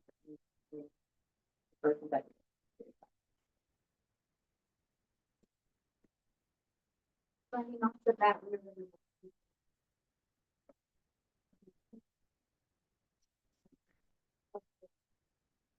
Frustrating.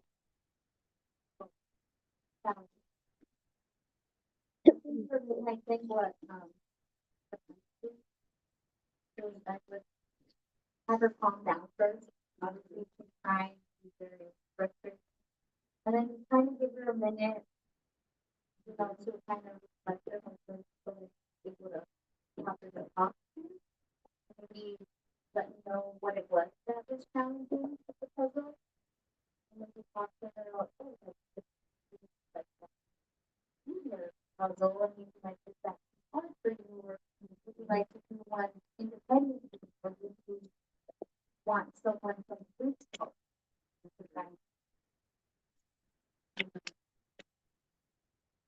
Yeah, I think, like if we already know that she has trouble with her emotion regulation, right, it might be that we scaffold the kind of puzzle that she chooses, so we can anticipate that like that puzzle, these puzzles over here might be too hard, right? But we're not pointing it out that it's too hard, we're just helping her pick out a puzzle that we think and know is probably better suited for her.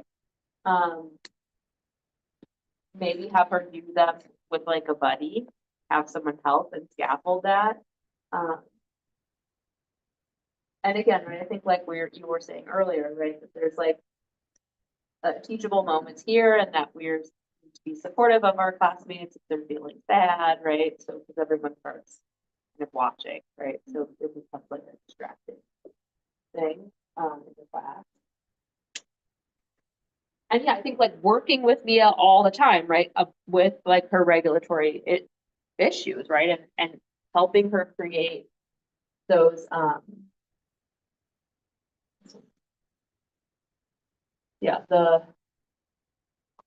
helping her kind of build her catalog of strategies, right? That she can use to support, her regulation skills. Right, let's do 5. Let's do the 5.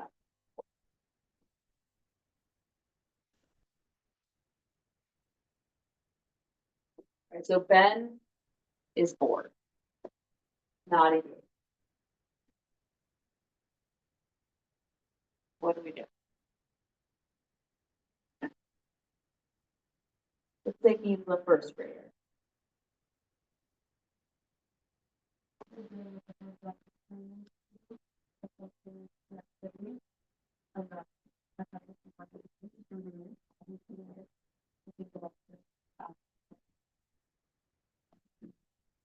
Yeah, I mean, the first thing I think of is like, what kind of science activity are they doing that this kid is not engaged in sport? Science should be fun and active, right? There should be something that they're doing. So. He's frequently disengaged and he's active. Right.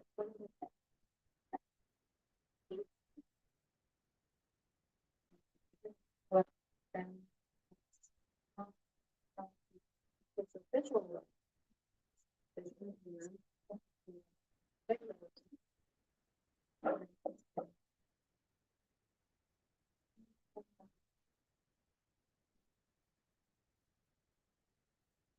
Yeah, and I think, right, it's both, it could be a dispositional thing and that this is just a shy kid, right? And like, he doesn't really want to raise his hand and participate, whatever it is that they're doing, right? I imagine there's some kind of set of things that are happening to lead up to this, maybe a hands-on thing, right? Are there parts about those activities that we notice that Ben really likes? So, right, then how do we just reinforce engagement in those pieces and not force engagement in other areas that he might be uncomfortable in? Right, this is why informally assessing is so important, right? Like being able to authentically assess your students in the class all the time. Noticing when students are really engaged, when they're not engaged, finding those patterns and understanding what they like, right? Because we all don't like all the things we do all the time, right? We want to be engaged in different ways. And so, finding those things for our students is going to be really important. So making sure that we're always observing them, taking notes, right? So this form of authentic assessment is going to be really important to supporting their behavioral management, classroom management, in addition to their learning, right? So all of those things go hand in hand. Any other thoughts about these or any other ones that you read maybe that we didn't talk about? I think that this one, even though Ben is kind of shy, you can still like kind of assess him, maybe write. Maybe he likes to write. Have to discuss, you could write it down. So, see if he's learning to write.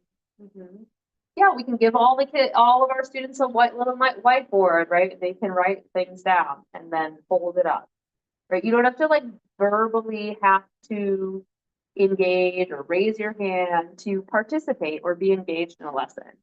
As long as he's showing the teacher that he is. Right, because it's just saying that he's quiet, he's not participating in group discussions, and he's not volunteering to answer questions, right? So it's not that he's not engaging in this more like verbal way, right? He's not raising his hands, not answering questions, he's not talking. But maybe we give him some writing activity. Maybe it's to draw a picture, yeah. And maybe that's good for the whole class too, right? Maybe that's something we do for everyone. All right. Okay, any questions about classroom management? Just like deep dive. Yeah. Oh, You have lots of these. but, yeah. I just have, this. There was this girl who always mentioned like, oh, she doesn't want to be my best friend. There's other two girls that, like, this girl wants to play with other children too, but this girl only wants to play with that specific. And she wants to play with other kids too. And then she's like, she just stands alone in the window, sits down and just cries. So that's like, So this one girl only wants to play with the one girl, the other girl wants to play with another, right? And the other girl doesn't invite her to come play with all the other friends? yeah, and other girls also mentioned like they don't want to play with her. Oh, So that's kind of like, at the same time, she wants to play with the other girl, but the other girls don't want to play with that girl. Like, it's like. How old are they? Five. Mean girls already start kindergarten. Yeah, I mean, I think, right, like that's the age where you start to establish friendships, right? So you're becoming more picky about who you play with and who you hang out with, and you become more exclusionary, right? You're leaving people out. Right, I think it's just a consistent message of what if this happened to you? How would you feel? Right? So like we should probably work on how we include our other friend in these activities. She's feeling sad, and what if you were left out? Like, how would you feel? Right? I think it's like having those kinds of conversations with the other girls. I think also with the other girls that, sad and crying. Like, are there other friends? I'm sure there's other friends she can play with, right? Not just that one girl. So why don't we see what other kids are doing? Right? And scaffolding that and those conversations with other children, because that's, yeah, hard. Yeah. But they don't know what to do. They don't know how to establish those kinds of relationships. Child too, so they're. Maybe, yeah, so I think it's, you have to there's work on both sides, right, that needs to happen. And then eventually, I'm sure they'll all be friends or they'll have other friends. You could watch it for too, and like, what was happening. Right. I also think that because since they were preschool too, some of them already know themselves, and sometimes they're in different classes. And then when there's recess, They don't get to see their them. friends, Yeah. right? Yeah. Yeah, I think you have to, right, you have to really assess all the things that are happening. But I think we still want to teach our group of friends here that it's important that we include everybody, right? That other people don't feel left out. And how would you feel if those things were happening to you, right? And then helping this other girl make other friends, right? And build relationships. And so, yeah. Report back. Let us know how it goes. All right, so any questions about that? Other questions about? Olivia has like, she was like, Well, so I don't work in a classroom, I do more African, okay, yeah. so. But this kid really only. Like. Yeah. And but that's. He's a lot better. But he got so his. Got on top of. And so he has a. He's quite. It's quite. This is so. He does in my personal life. I have a story that I Like that. I don't find out like I don't know because like each year because This sounds like anything some intense externalizing. it so Yeah. like he told people like he pulled my hair before like a couple weeks ago. And he's really bad. Like he has it's awful. Like I think I've felt with pride because he made me so mad. I was like, Yeah. I said, this is last year. He's only in third. Yeah. Yeah. But they started this new thing because of how bad he's been. Like they like start to ask him, like, okay, like, would you want to sit up front if you're the best up front? Like, would you want to sit up front? And he's been doing really well so far. Like he doesn't sit in the gym for snacking or he goes up front, does his own thing. And then they allow him, we have like a back room on the staff goes to go sit there if he needs to like calm down or if he has like a moment or whatever. And it's worked like really, really well. Like he's been like fine for the past like 2 weeks. But all of the kids now are noticing like I wouldn't say he gets like special treatment now. Right. But like he does get like rewards now. Like if he's had a good week, like he'll get like a full snack or like our bosses provide like little Lego sets or like toys or whatever, and not every kid gets those. Right. So like some kids started catching on because he also kind of has like a mom.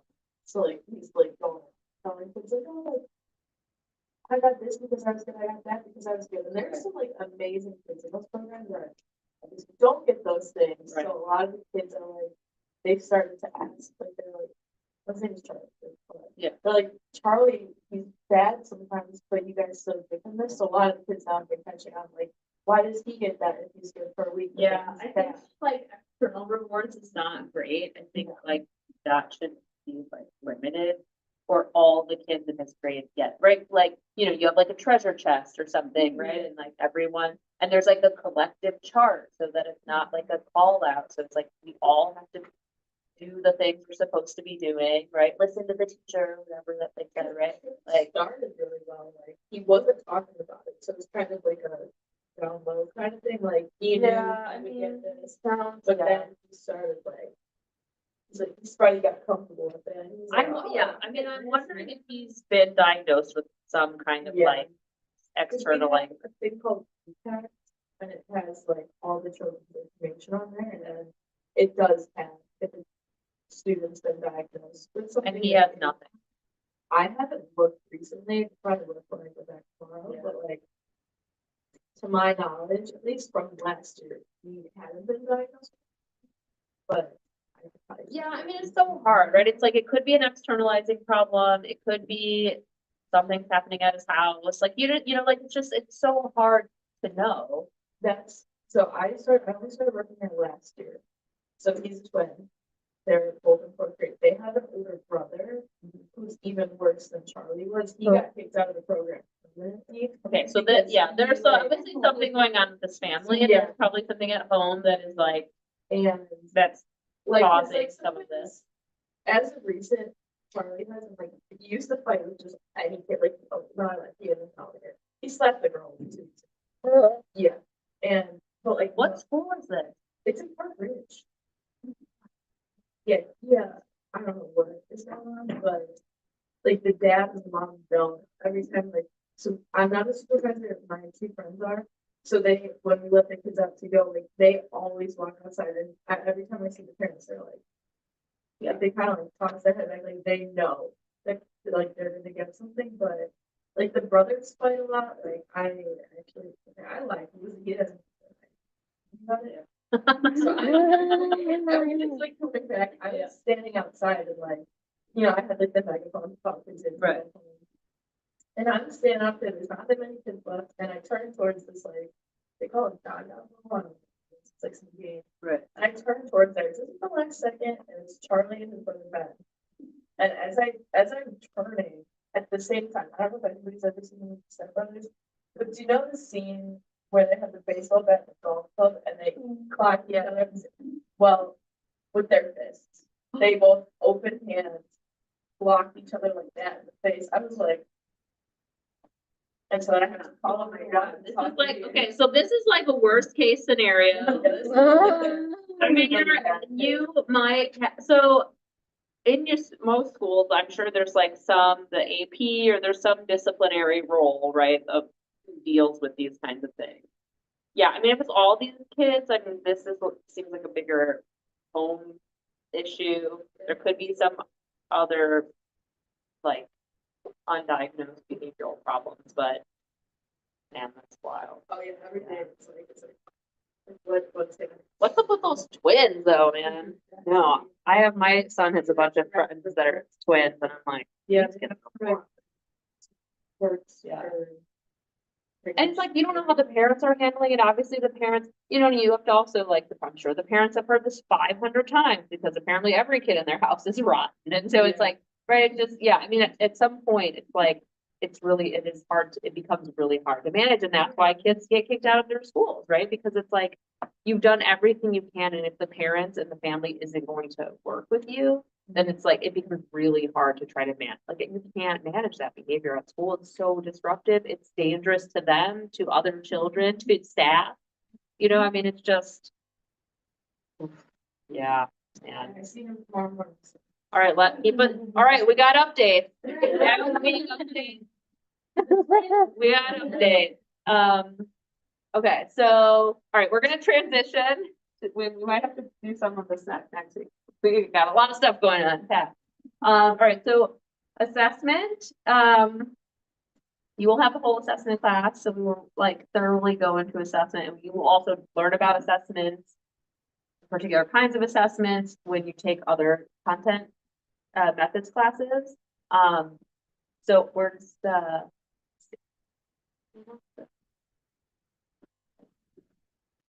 12 minutes? God, that's too long. Okay, we're not going to watch this. Please go back and watch this video. It's good. If we have time, like in the coming week, we'll go back to it. And so, okay, so let's just think about assessment. We're gonna look at our assessment. Or our we talked a little bit about assessment. You remember when we did these things? You remember doing these things? Good, great. All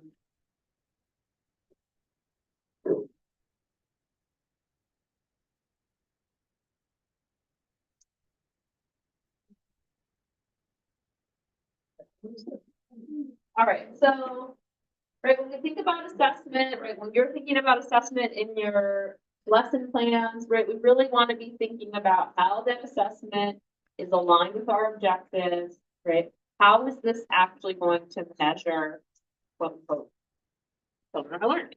So,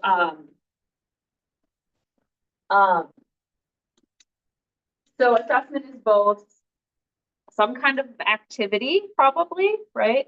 And the documentation piece, right? So there's two pieces. There's something that the student is going to do to demonstrate their learning. And there's some way that you're going to document that. It could be what?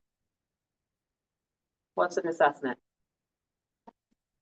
A checklist, an exam, a test, right? An exit ticket, right? It could be informal. It could be, I'm just taking notes, right? Right, and we won't necessarily talk about this extent, but there's different kinds of assessment. So there's formative assessment, right? We're gonna do that at the beginning because we wanna see where our students are at, right? What level, where are they at? Do they know this content? How much do they know? What do I need to be reinforcing, right? And then there's this ongoing authentic assessment, like I just mentioned, right? Which is both going to help us assess during our group times, small group, whole group. We're just gonna say, you know, what's this thing? And here's a problem. This is the answer. Is that the answer? If it is, right? If people think it is, you can do these like informal, just raising your hands. But you have to be taking notes, right? That's the important. The physical documentation is a part of the assessment.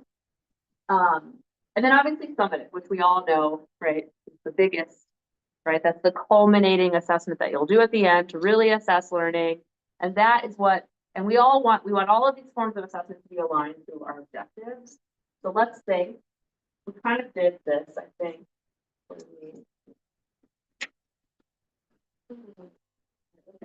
Let's think about all stuff. Let's on the back. All right, we're gonna do this one. So we looked at this standard, right? Or these objectives from Skyline, remember? And this one is a science block. And then we rewrote them because they weren't super great. We use our ABC, maybe D, but we don't care so much about that. All right, so students will use a size chart to sort different types of leaves by their size. So that's one objective we wrote. So we have the audience, we have the behavior, the sorting, right? This is our measurable piece, right? Remember in this taxonomy, this is the piece that we're going to measure. We're going to use this part. So what is an assessment? If that's my learning objective, what would you do? My learning objective is sort different types of leaves by their size. How will I know that they're sorting them correctly? So they're doing the smallest to biggest. So what am I going to ask students to do? To measure that they're sorting them that way.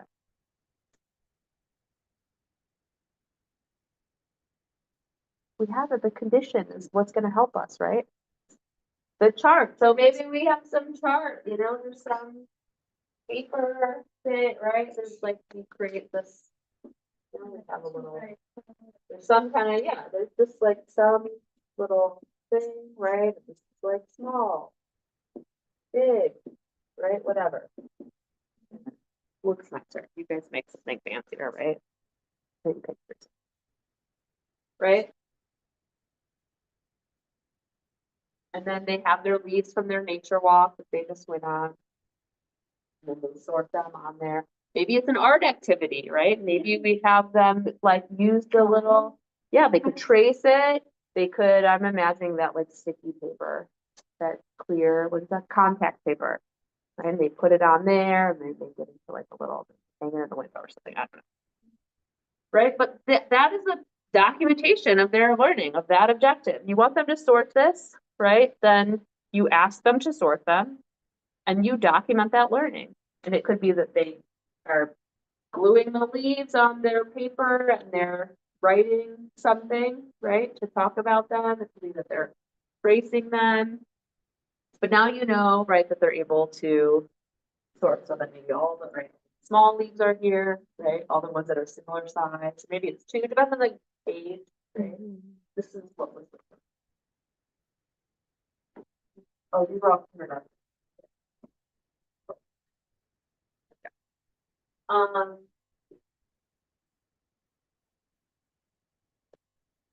All right, so let's see. All right, students are able to differentiate living things and non-living things with an anchor chart. What does that look like? How do we assess?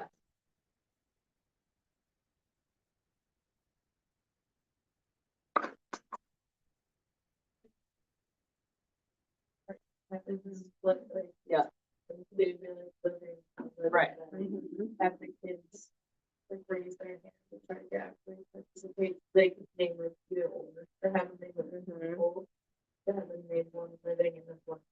So they're both different. Right, and you could start this as like a whole group, right? So we could start this as we have a big anchor chart on the board. And maybe we have, right, we have a picture, we have magnets, right? So then the kids come up and they move them around and we talk about, right? You're doing your lesson, right? You're talking about living and non-living things and those characteristics. They're sorting it out. You're kind of getting a sense of like, all right, like they get it, or, I don't know, someone put a rock in the living or whatever, right? Like, so then you need to know that you need to reinforce certain things. Right. And then they do some activity, maybe, right? They have some small groups or something, and they're continuing to work on this idea, or they're doing, some stations, and there's some computer games, right? That maybe they're playing, and you're walking around and you're informally assessing. Right. And then at the end, maybe you have like a little journal entry. They have a science journal. And you've had them document these things over time somehow. They could be like a little exit ticket that they do. Not in kindergarten, probably. You probably have something else, right? Right. And then you're going to assess, right, as a summative. So you see how assessments are building over time. It's not just going to be like a one-time thing. You're going to continue to assess students over time. You're going to use all kinds of ways of assessing.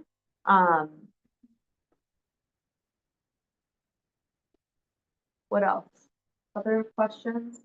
This is like super fast, but There's like this with the living person and everything. mm-hmm. Or I guess you can do like before, like they're once they get to school, they're like to go into the classroom to just have like index cards and so they can be like a picture of like a cow and the person living around. Yeah. Have to answer before they. So just like the plates I was saying, Yeah. right? You could use the same thing. Something Exactly.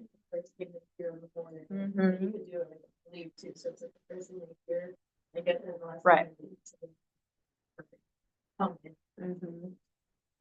Right, because at the end, right, your lesson is going to, your summative assessment is likely going to be looking at multiple objectives. It's going to look at, parts of your unit, bigger chunks of your units that you're doing. So it might, you're not going to do a summative assessment just on probably one of these things necessarily, right? In a formalized way, right? You'll do it as part of a bigger assessment.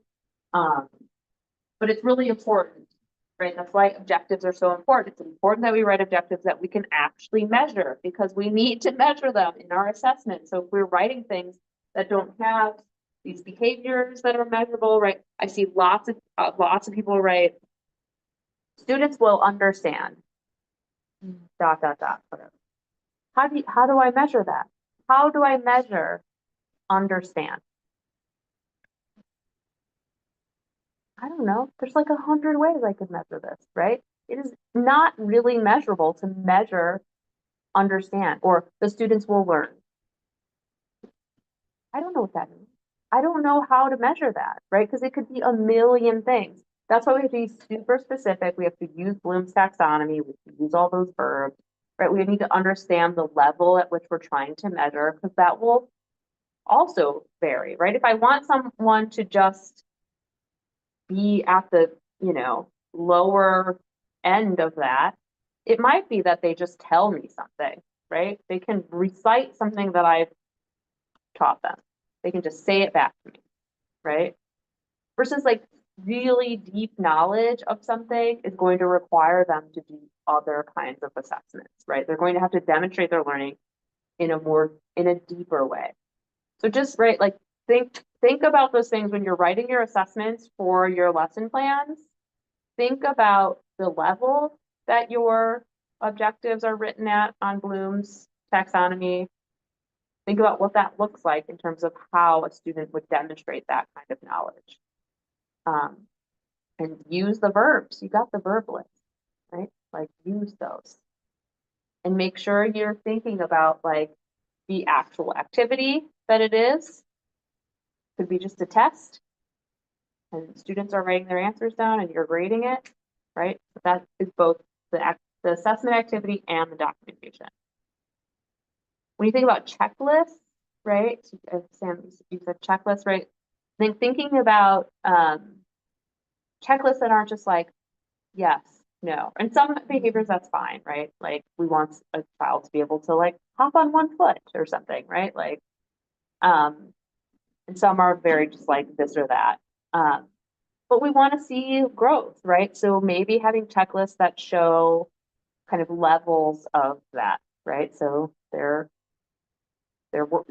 some mid-range scale, right? Too. So like they cannot do it, they're working towards it, right? And here's what I've documented.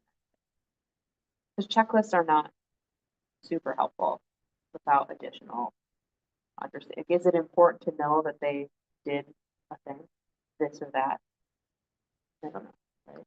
Maybe. All right, well, so go back and watch that assessment video, or we'll try to watch it at some point. Oh, here's just an extra resource about working with dual language learners specifically when it comes to kind of classroom management and behavioral issues. Okay, so then next week, we're gonna start talking about, well, next week you have presentations, right? Yeah.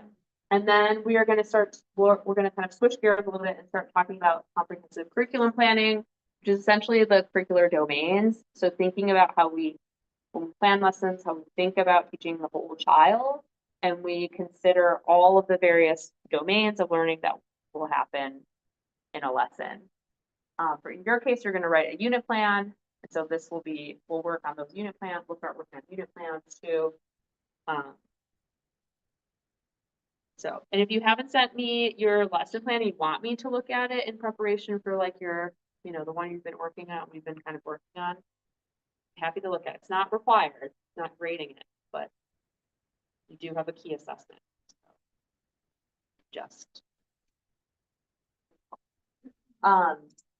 Okay, so next week, curriculum model presentations, talk about integrated curriculum planning, we'll start to talk about the unit plan. And then just some things that are coming up, micro teaching lessons, lesson plan. And we're already looking ahead, week 11, it's wild, it's crazy. Okay, anything else?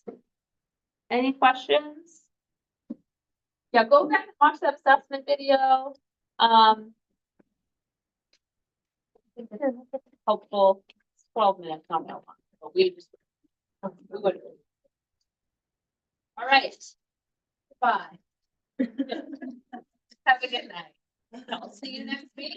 We're expecting updates. Our friend at the front of the lab. Share your story. Share what worked and what didn't work. Yeah,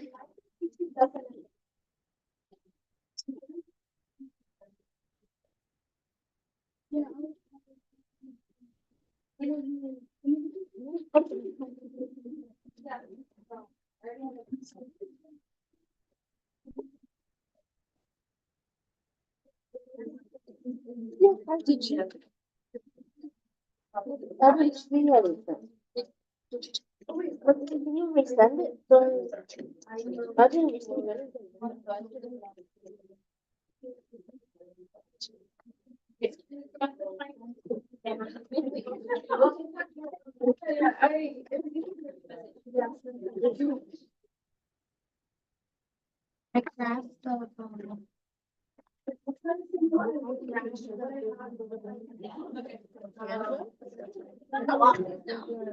And then I shared it. Yeah, so there. Like, definitely. Yeah.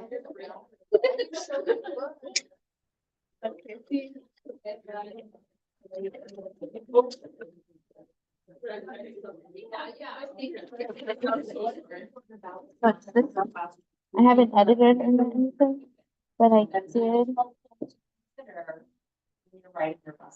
This is you, right?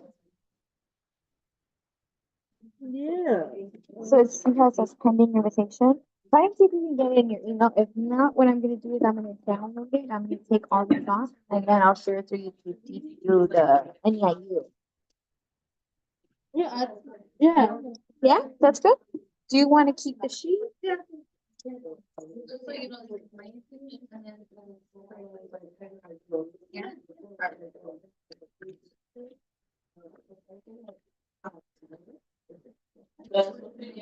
All right.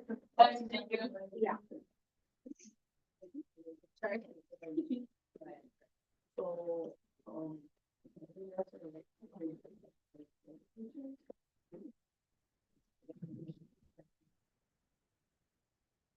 okay, You are still involved. Yeah. I was going to start in here. Been trying to go back. So great. So, yeah. We'll go back.